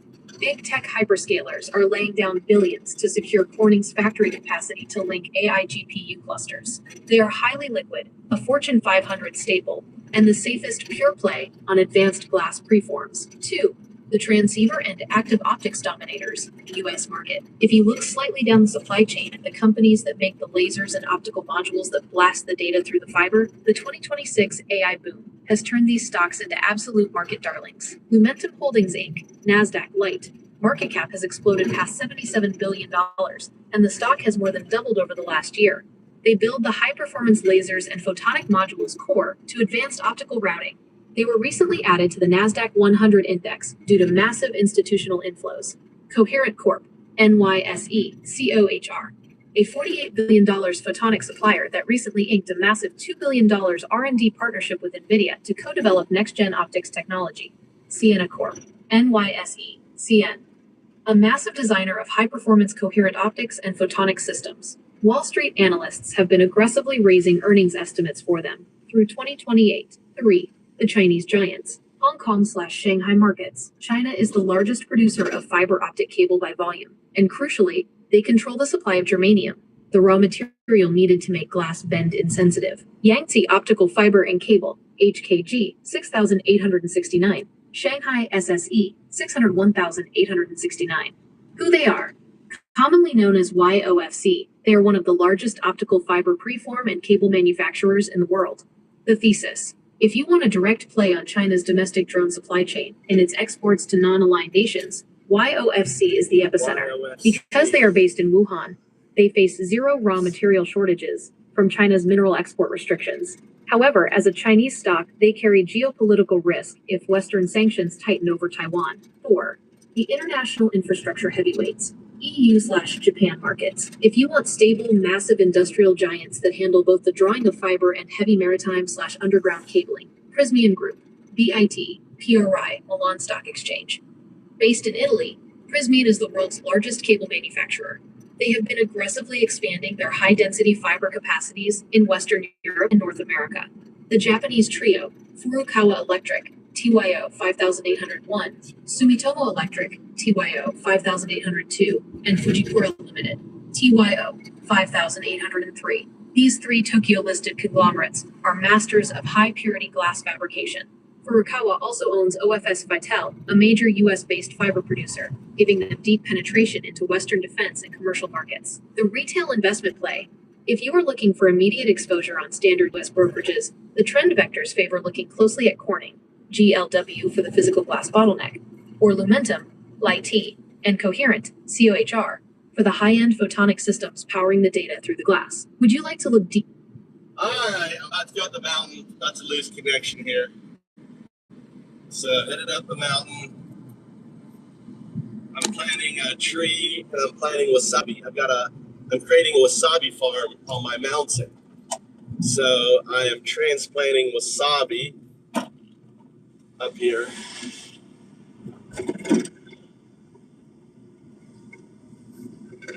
So I'm gonna be off and on going up here.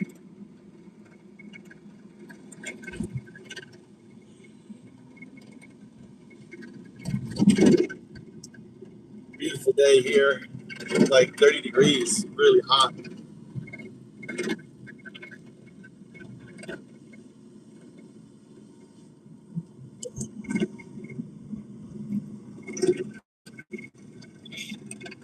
What's up, Moritz? What's up, guys? Hope you enjoy the talk on Ukrainian drones and spools and stuff like that. Hope you guys have a good day. I'll be back. When I go around this corner, I'm gonna lose connection. I'm headed down a valley here. Yeah, these fuckers right here. Can you park like side by side? So headed down a valley. This is a valley. Then I cut up over the mountains. I'll be I'll be out for like 2 minutes, and I'll be back on. And then I'll be on for a minute, 3 or 4 minutes. Right on my road, this den. Something built a den on my road. This is all new. I have no idea what that is, but that is a new den. Some pretty big animal. That could be a raccoon dog or something. Decides to build right here. A big old mound. So I should set up my camera and see if I can figure out what this is. Set up my wildlife camera here. I don't have it with me, but this would be a good place for it, wouldn't it? Let's see what we have. What is it that's living there? You know?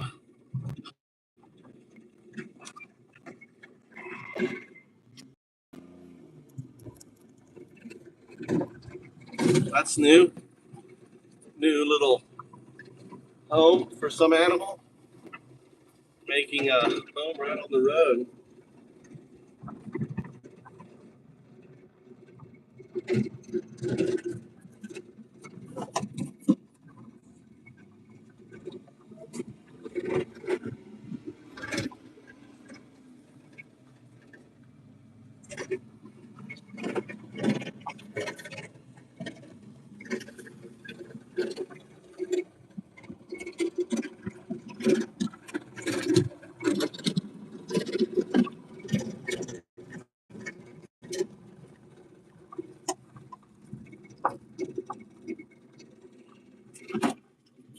Okay, let's fix this here.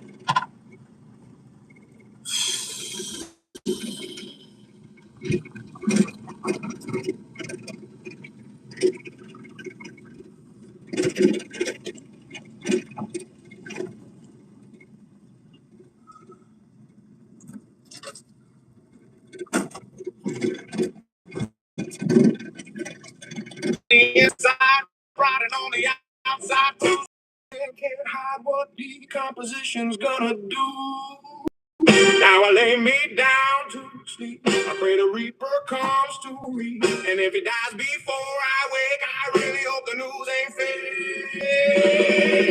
Fuck Christians, people love the Nazis. Fuck your whole agenda and your fucking atrocities. Fuck Christians, people love the Nazis. Death's coming for the throne, gonna fall to pieces. Out on the back now, swinging for his life. One more stroke and end it. Wouldn't that be nice? The way on the freeway, either way he's done. Holding one and 911, justice will be won. Cops working overtime, pumping all the hate. Hamburger after hamburger, piling on the weight. Now I lay me down to sleep. I pray the Lord is so won't even if he dies before I wake. I really hope the news ain't fake. Fake on Christians, pay the love and Nazis. Fuck your whole agenda and your fucking atrocities. Fake on Christians, pay the love and Nazis. Death's coming for the throne, gonna fall to pieces. Goodbye, darling, goodbye. Nobody's gonna cry. Goodbye, darling, goodbye. Wave the golden tower, bye-bye. He might escape the jail cell, not the judge and jury, but he can't escape the one thing coming in a hurry. By the time's undefeated, never lost a single round. Even kings and tyrants end up 6 feet underground. You leave behind a legacy of nothing but his hate that never, ever, ever made America great. Now I lay me down to sleep, I pray his secret start to leave. But when he dies before we wake, we'll throw the party, cut the cake. Fake fuck Christians, pay the love and Nazis. Fuck your whole agenda and your fucking atrocities. Fake fuck Christians, pay the love and Nazis. Death will take them on as we watch them fall to pieces. Goodbye, Donald. Goodbye, Donald. Goodbye, Donald.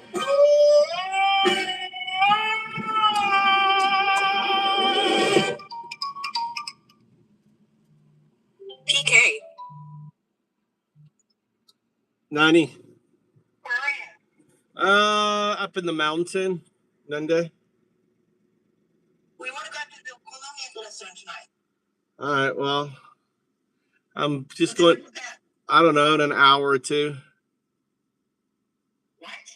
I'm headed to my wasabi farm. I'm planting wasabi. Wasabi.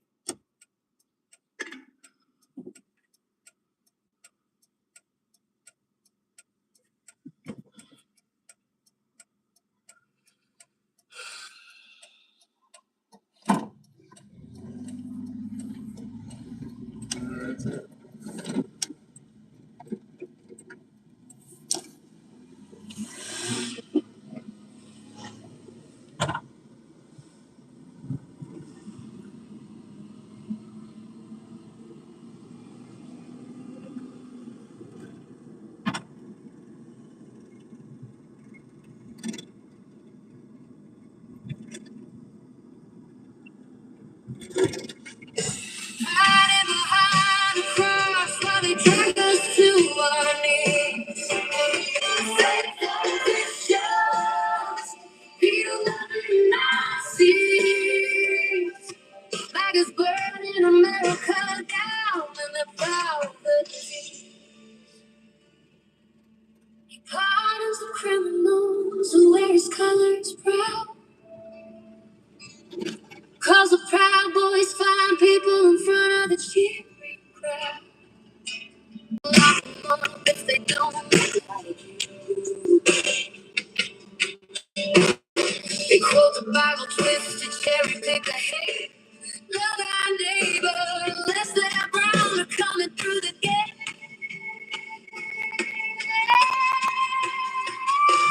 Faithful Christians, Peter loving Nazis.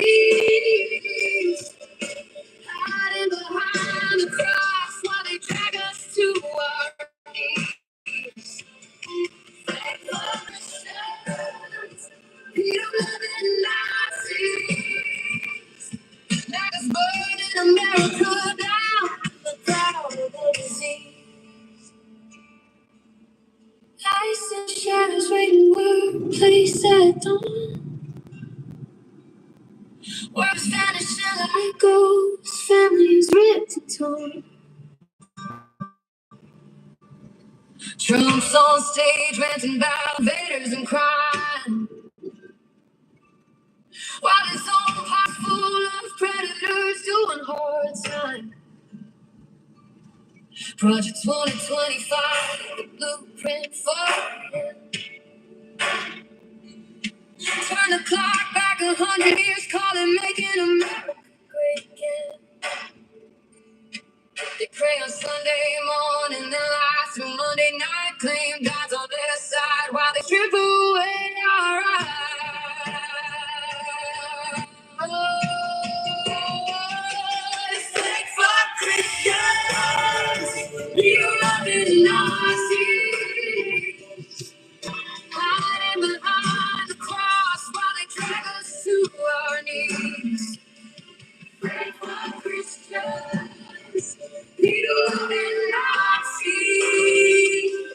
America's burning America down, and they're proud of the disease. This ain't the country that we sang about in school, where liberty and justice were supposed to rule. Now it's fear and division, greed and power, unchained occults and red hats screaming, lock her up again. But we see through the lies, we remember the cost. America's bleeding, we won't let it be lost. Fake for Christians, you loving Nazis. Your kingdom of hate is crumbling to its knees. Fake for Christians, you loving Nazis. We're taking America back from your disease fans. What's up, Cindy? Good morning. You're up late.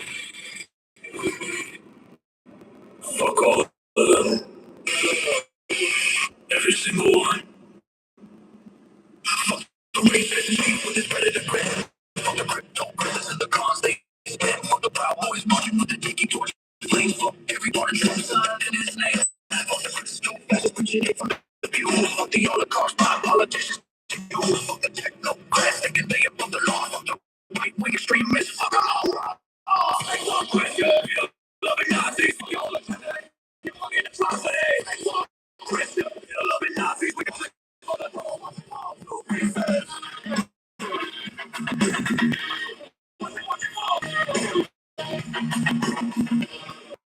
Pieces fuck to be for the billionaire class with the free mind. Fuck the public senators with nothing inside. Fuck the mega cold drinking poison every day. Fuck the talking and spinning lies for pay. Fuck the border camps and the cruelty regime. Fuck the supreme court and the fascist regime. Fuck the silence from cowards who just speak up loud. Fuck every single face in that red hat crowd.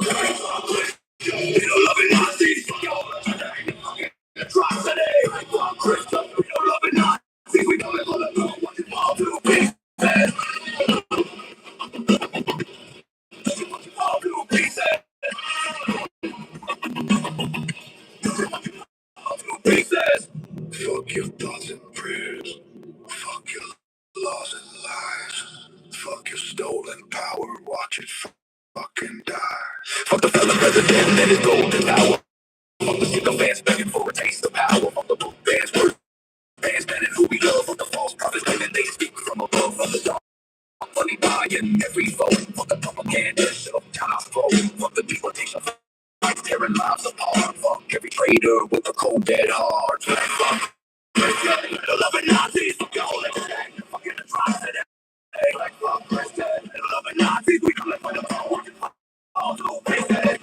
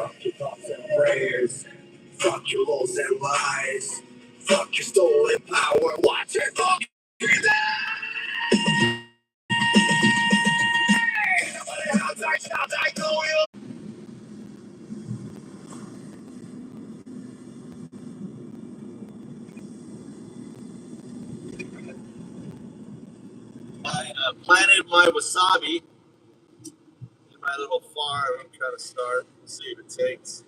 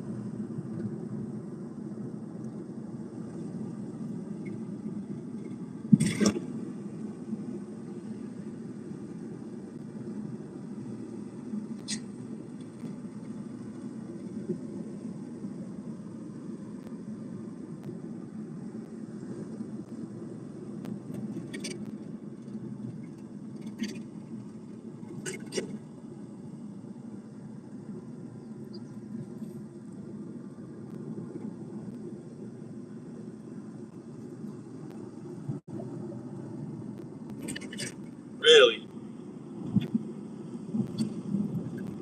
I'm gonna run by the farm now. I haven't got my farm in a week. I gotta check out the tomato plants.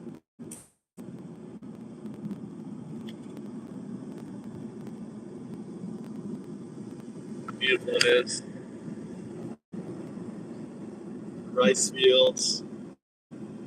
This is the Zen Gardens. So you know the Zen Gardens with the stones that they rake. The inspiration for the Zen Gardens is the rice fields, the mountain rice fields. You know, that's the Zen Garden raking. You look at the rice fields right now. They look like little Zen gardens.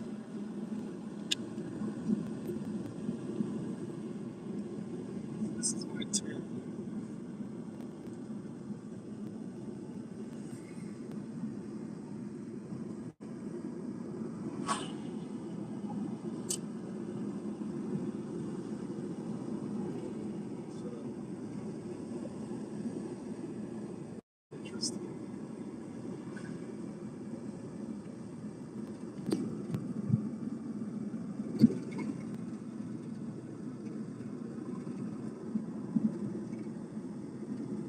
get some music on.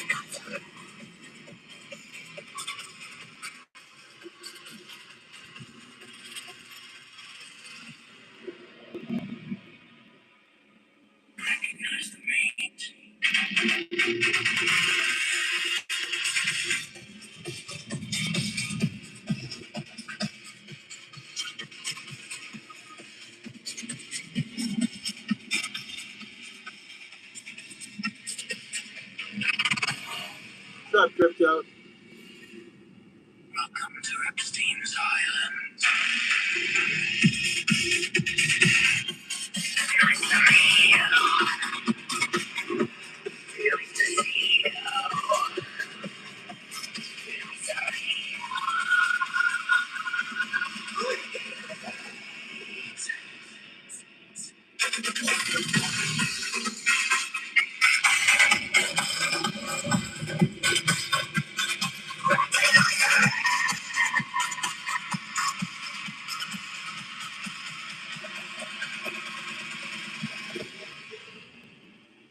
Yo, got you.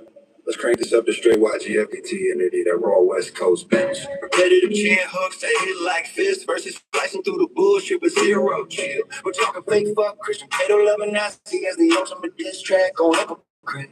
Holy roller shout, praying robes and swastika waving the neighborhood, pounding native ways, snarling delivering crowd screen, no cap, all fire. Here's the full track. Yeah, fuck the frauds. They pray in the pews, but pray in the dark. Cross on the neck, devil in the heart. Ice jack boots marching, could stop a blow up. Undocumented dreams getting stomped in the mud. Time to call it.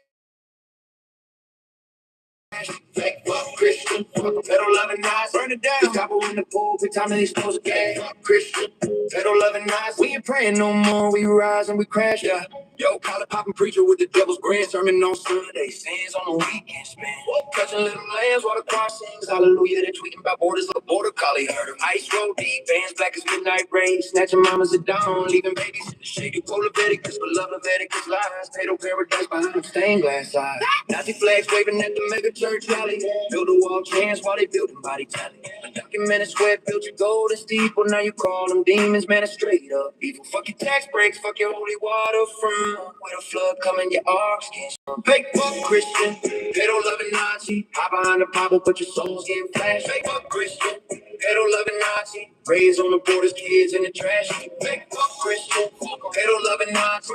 Stop on the pulpit, time to expose the game. Fuck Christian. Pedo loving Nazi, we ain't praying no more. We rise and we crash. Alright, altar boys with the tiki torch flex. Preaching purity while they protecting the prayers. Family values, my ass. It's a family of frauds covering tracks like confessional bras. Ice ages, praying before the dawn sweep. Cuffing dreams in the street, making grandmas weep. You love the orange idol, tweeting from the throne, but you guys getting ghosted when the truth gets shown. Pedo rings bringing like a collection plate. Nazi youth groups in the basement, stealing fake. We undocumented, but our files undocumented too. Burning through the hypocrisy, straight exposing you. No more turning cheeks, we flipping the script. Revolution in the rhyme, watch the empire slip. Fake fuck Christian, fuck pedo loving Nazi. Damn, I can stop all your time's up. Fake fuck Christian, yeah, fuck the frauds. There it is, pure age, repetitive like FDT. But laser focus on a fake party and rage, spit it over that G-funk bounce and it's a banger. On a bridge, more verses or a beat breakdown. What's that rate? Fake fuck Christian. Fuck the fraud. ¿Dónde está mi mamá? ¿Dónde está mi papá? Ay, se lo llevó. Trump no le importa.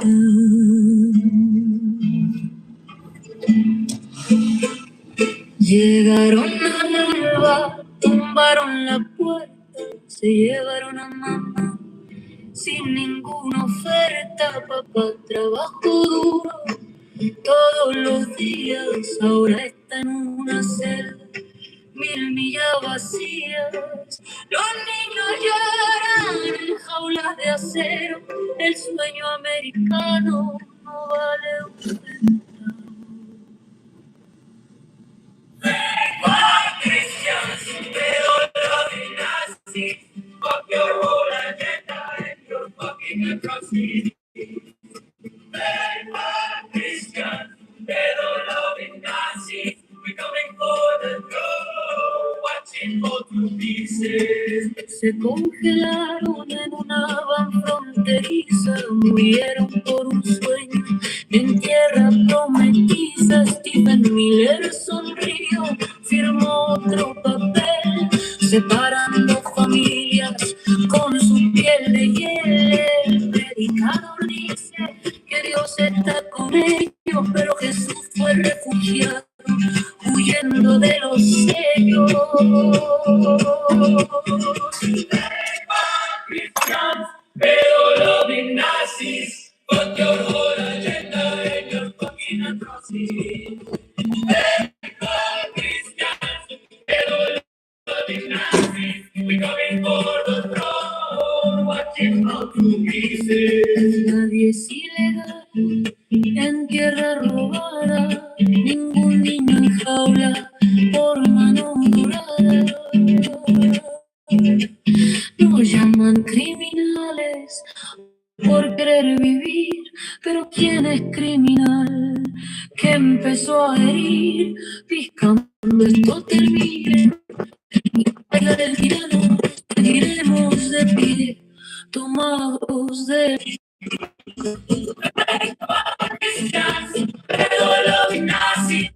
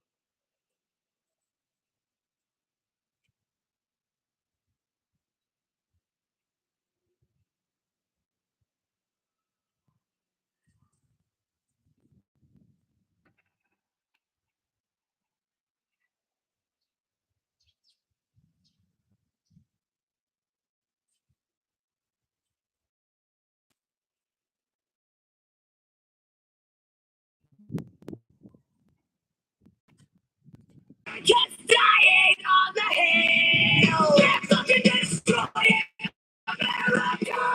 It lies in fear. Ice in the night. Like the twisted spell of the Nazis tearing us apart. No walls, no shackles. We're smashing through the pain. Let's forget the way. Not that fascist fantasy.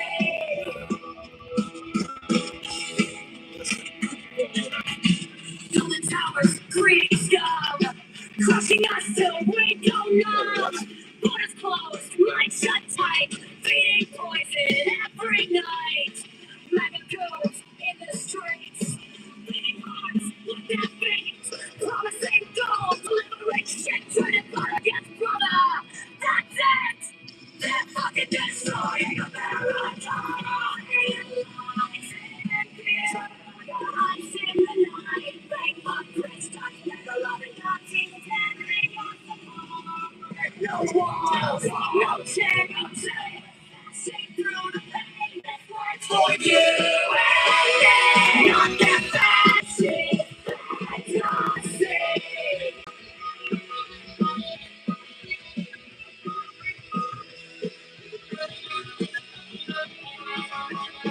We see the fraud, we see the lies. No more bowing to their cries. Fuck your flags, fuck your laws. We'll burn it down. Watch it now. Turn it lies. No retreat. This punk rock hard won't be beat.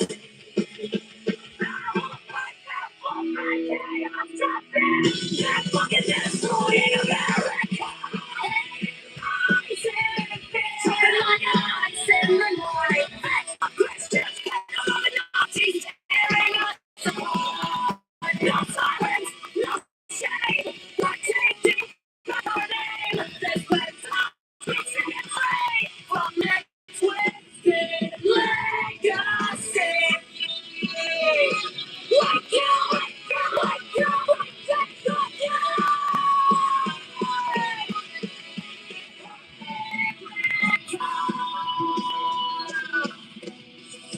We're coming for you. What can they boss?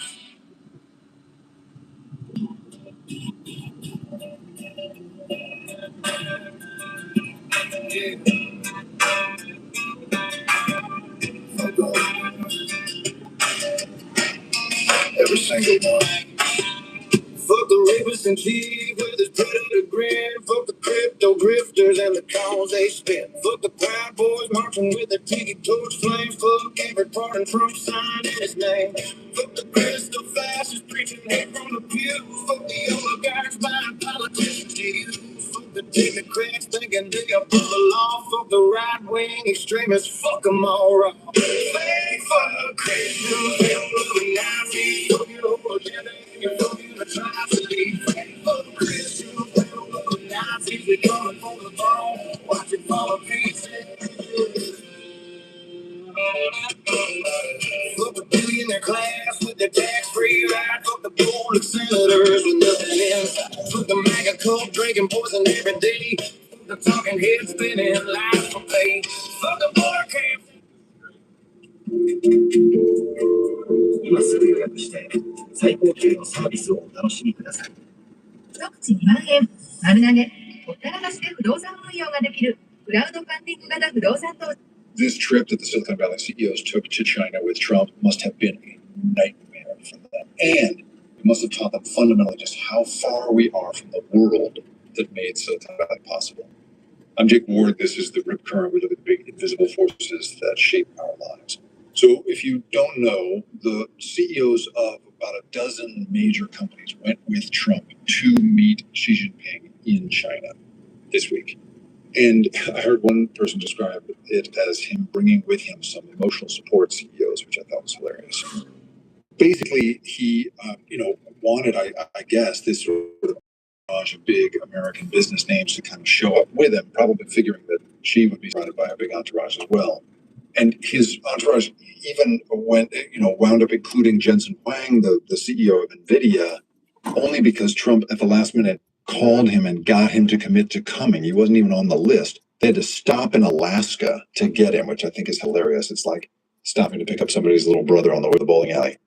But the people who had to come with were some of the biggest names in American business, if not in the world, right? Including Jensen Huang, Elon Musk, Tim Cook. I mean, it's crazy. If you think for a second about what it is to try to decide as someone like Elon Musk to go to China, the math is outrageous, right? I mean, so for one thing, Elon Musk's net worth changes by more in a single trading day than most people will earn in their lives.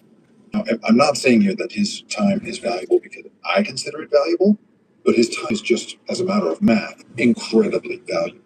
I mean, it is literally the most valuable commodity on Earth because every breath he takes, in theory, is worth more than anyone else's breaths. And so, considering that his time is the most expensive commodity any human controls, the fact that you fly to China involves wasting whole days of it.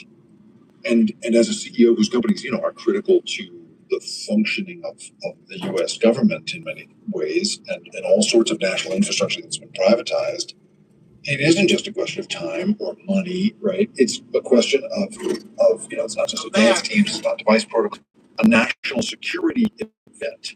And it is a result a money-losing diplomatic nightmare for everyone involved. So why on earth would these people all get off? Why did they get? Well, Trump wanted to the reason is they need Xi Jinping and they need Trump. And unfortunately for them, they don't seem to have any real control over either of those people. So let's talk through a little bit about what it is that they are seeking to retrieve, the world that they used to occupy, and why traveling to that is really an effort to, in a way, try and get that world back. At the very least, in a way of learning just. Yeah, so let's talk about this. So basically, Xi Jinping has said we're not going to use NVIDIA chips. So Jensen Huang, his whole thing was about, grabbing the market share of China. And now we're not using NVIDIA. We're going to, ByteDance, whatever, chip makers. We don't care if they're worse, but we're not going to use NVIDIA chips. And, and the thing is China now has become a powerhouse. They're the number one EV, maker. They're the number one robot maker. They're the, number one solar panel maker. I mean, dude, they're the number one in renewable energy. They're the number one in, critical materials. Number one in pretty much everything. They're number one. And I don't know. Trump is so fucked up. Everything's so bad. I don't, they just wasted their time. They had dinner and walked around with Trump. And think of how much money they fucking wasted fucking around.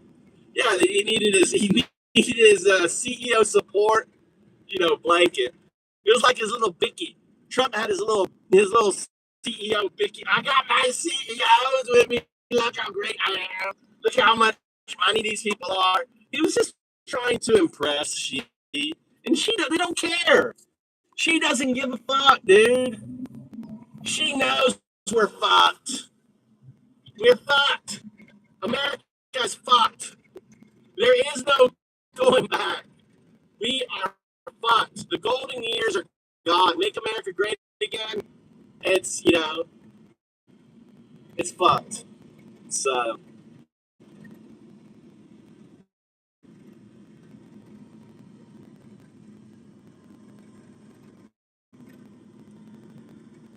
Anyway,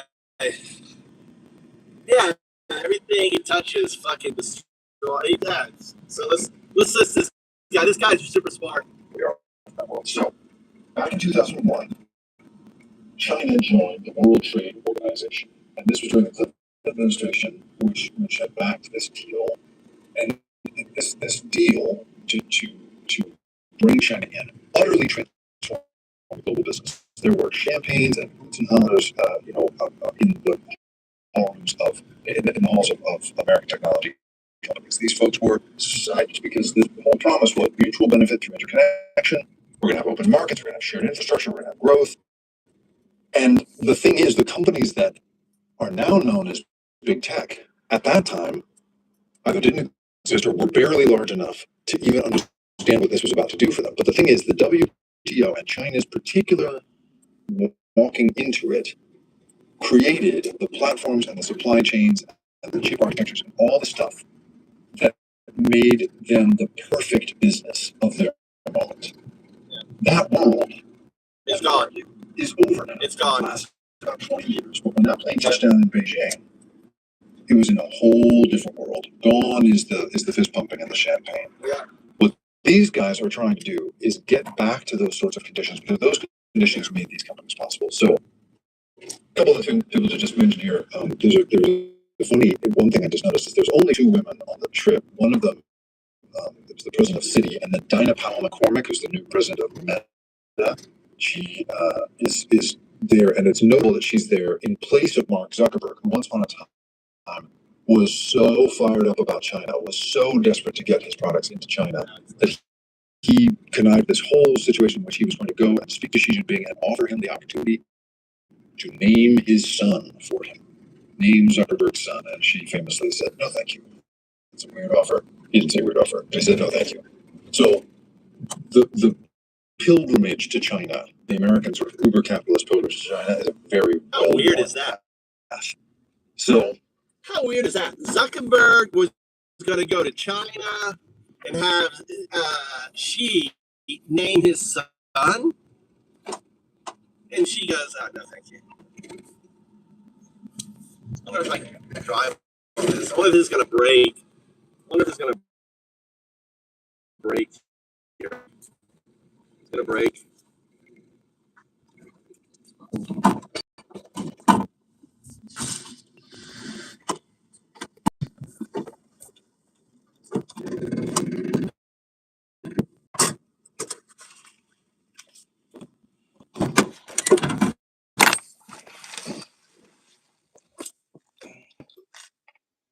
Shit, that's not working.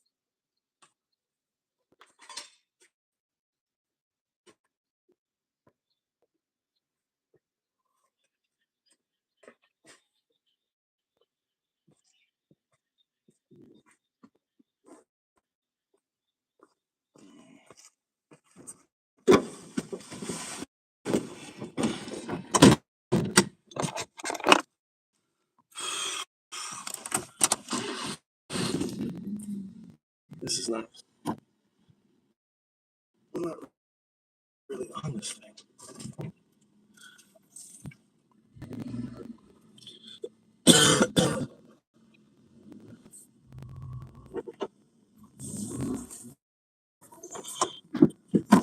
Let's see if this is going to work here.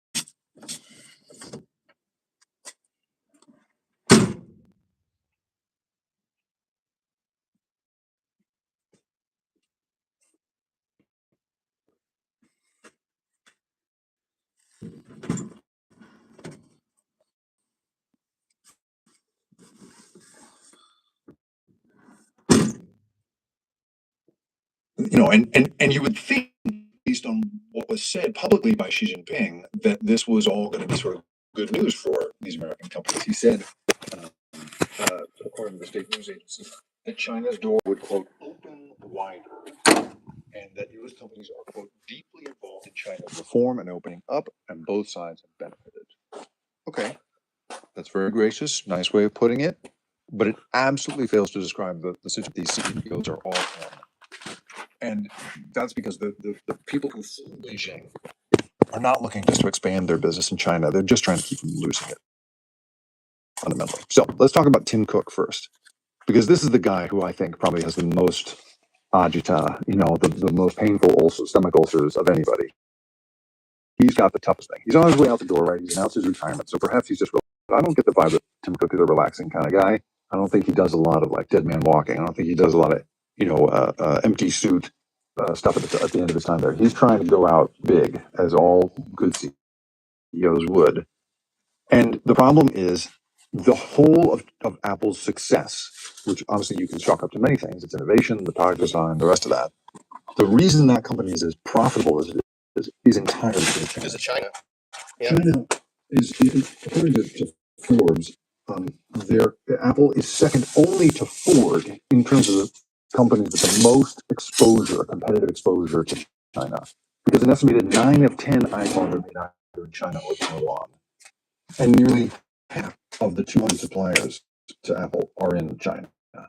So there's an enormous dependence on China for what makes Apple a great company. If you remember back when China was making stuff in California, the profit margins were nowhere near what they are now, even though the sticker price was similar, adjusted for inflation. So Cook built literally the most valuable supply chain in human history by connecting Apple thoroughly to Beijing, to China, right? He said to the China Daily in 2024, quote, "There's no supply chain in the world that's more critical to us than China."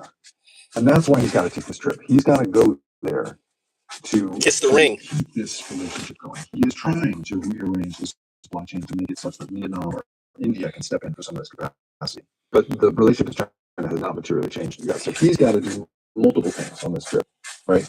He's got to lobby for better terms, sure, but he's also got to preserve the physical conditions under which Apple products are made there. He's got to work President Trump as much as he possibly can on that flight, because Trump's tariffs, even though the original tariffs were struck down by the Supreme Court, the new tariffs that Trump reconstituted under revision authority, in fact, put Apple in a worse position. So he's still paying up the nose for tariffs. They paid like more than $3 billion already on tariffs.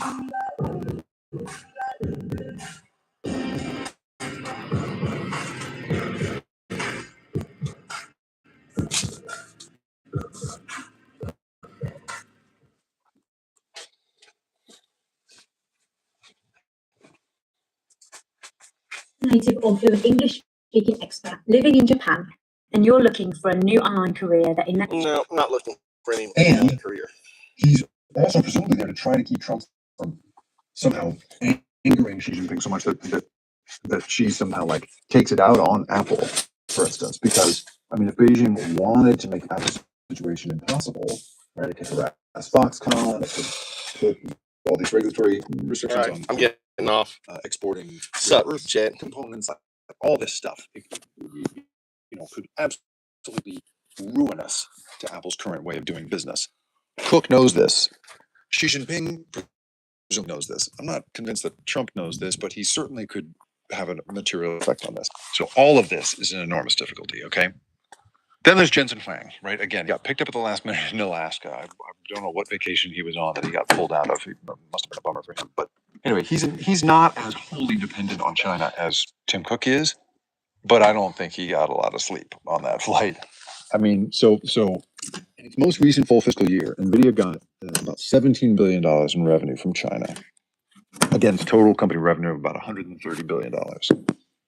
But export controls out of the United States that began in 2022 have begun to tighten.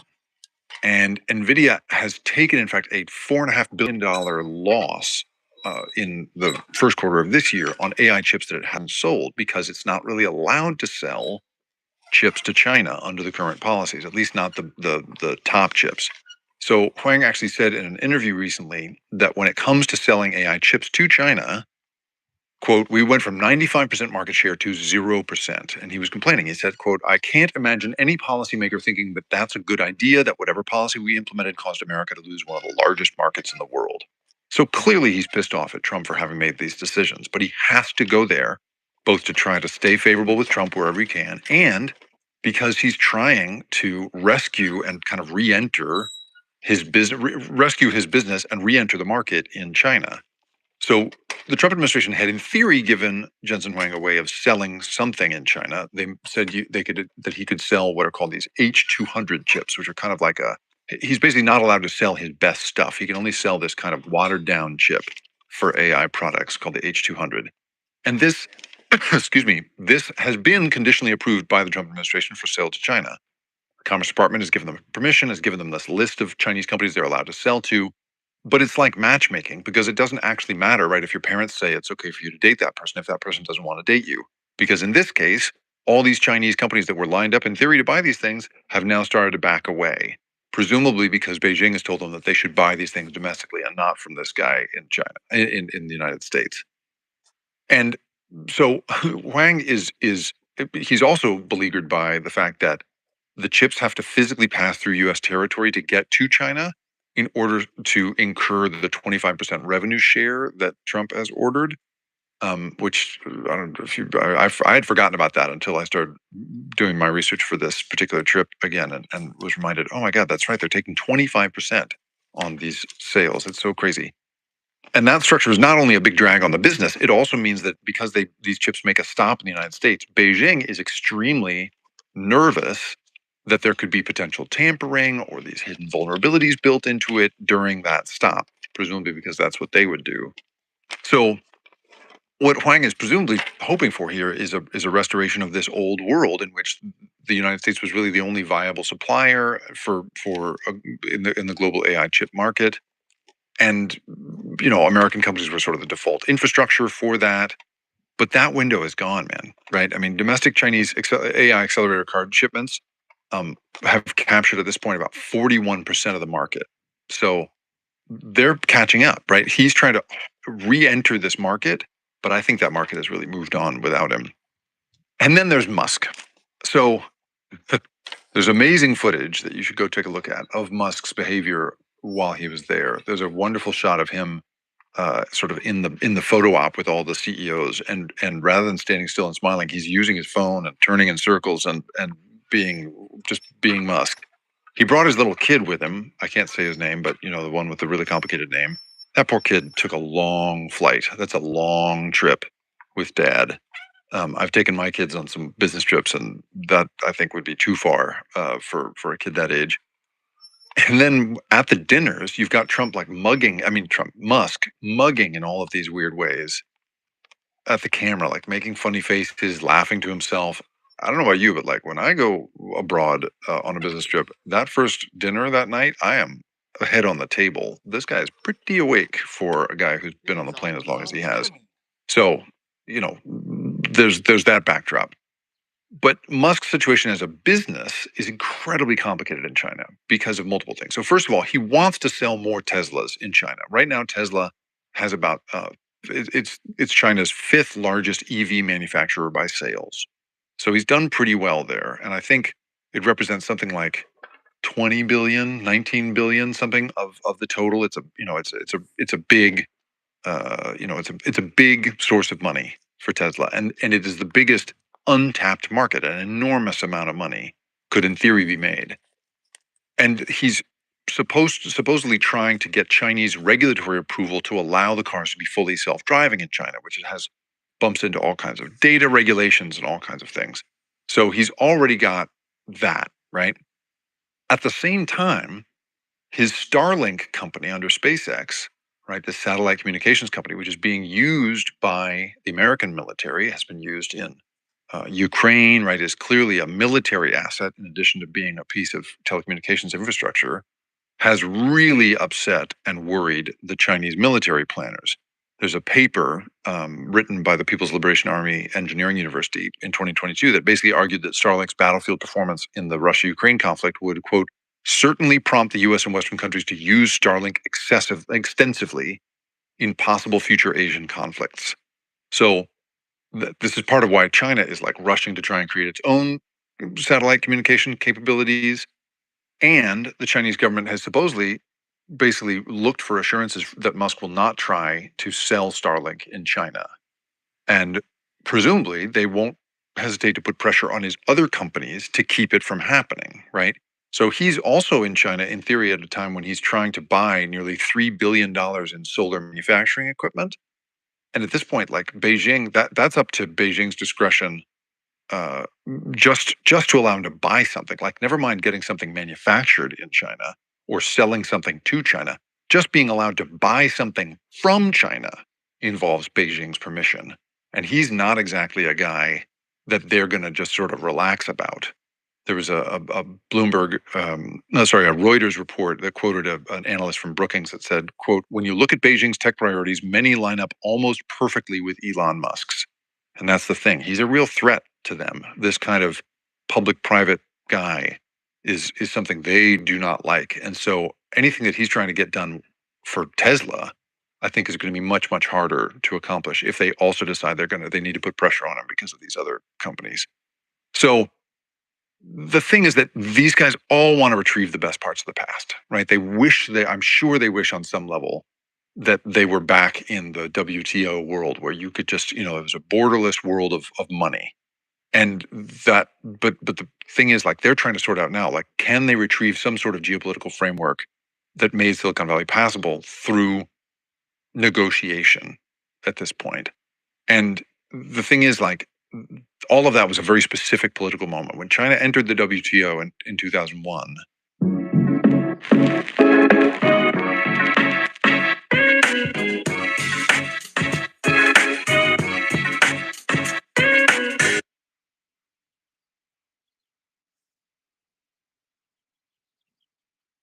You could claim a stake on what's said to be the biggest IPO ever, starting with just $500.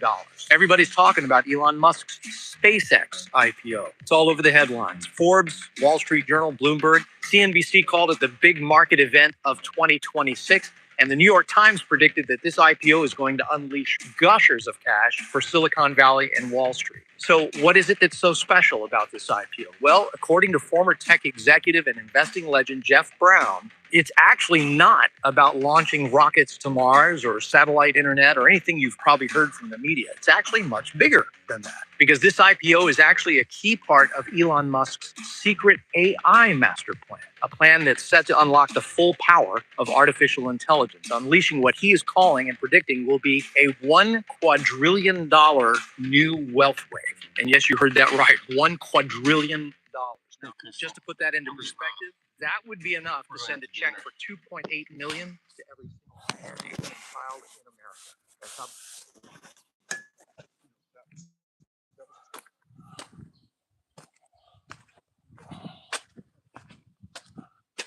Put that truck here.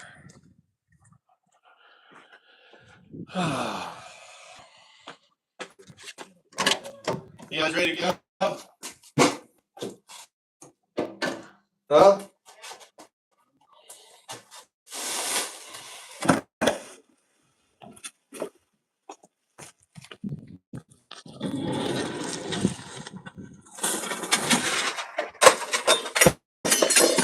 Damn it.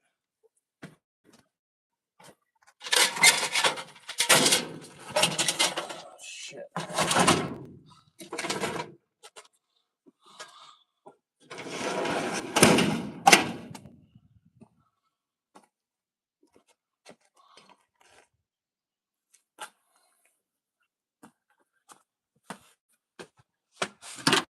Who's driving?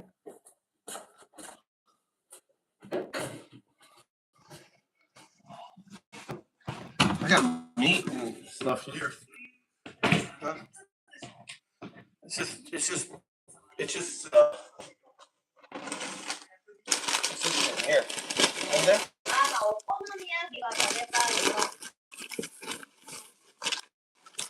okay. It's just the cabbage with egg and meat and stuff, and you mix it together and you put it, you fry it, All right, let's go then. Let's go. Hold on. Michael, Tommy. Where's Tommy? He's out. Huh? Michael. Mikey. Oi. Hello. You want to go? What? Let's go. What did he say? He said like late. I'm gonna be late for something. I don't know. I think we're gonna go. Come on, the fish here. You didn't eat your fish? I'm gonna eat it. Now? It's one of my breakfast. It's one of my breakfast before you didn't eat my golf. Yeah, I left you one. How many do you need? 2?いらない、それもいらないもう。I just took one bite.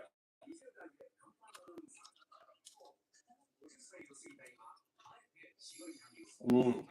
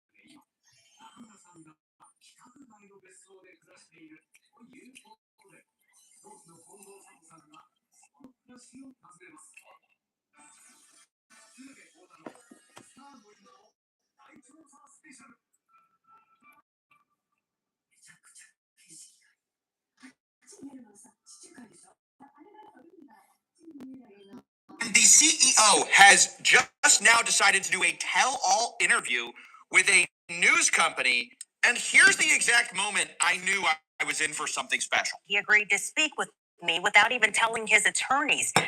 He's speaking to the press without talking to his lawyers. I mean, I don't know if you know this, but that is the shortcut to giving your defense attorney a heart attack. He told me he knows he is going to prison for a long time. Look, yes, he's definitely going to jail regardless, but this gives the prosecutors a slam dunk case, and it's going to make the options for a plea agreement, in my view, way harder. So the obvious question is, why do this? It's pretty clear when you start watching the interview. He thinks he's going to convince everyone that he was just kind of a guy with good intentions. Are you ready to take responsibility?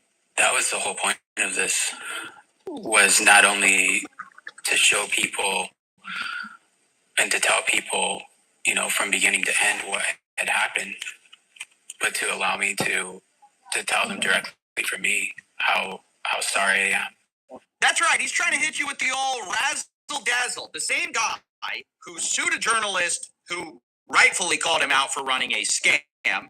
The same guy who's been lying for years to investors and lost them all of their money by running a Ponzi scheme until the exact moment he got arrested is now saying, hey, guys, really sorry about that. And it's going to backfire spectacularly in this interview. But before we get to that, I want to get into the psychology of Christopher Delgado.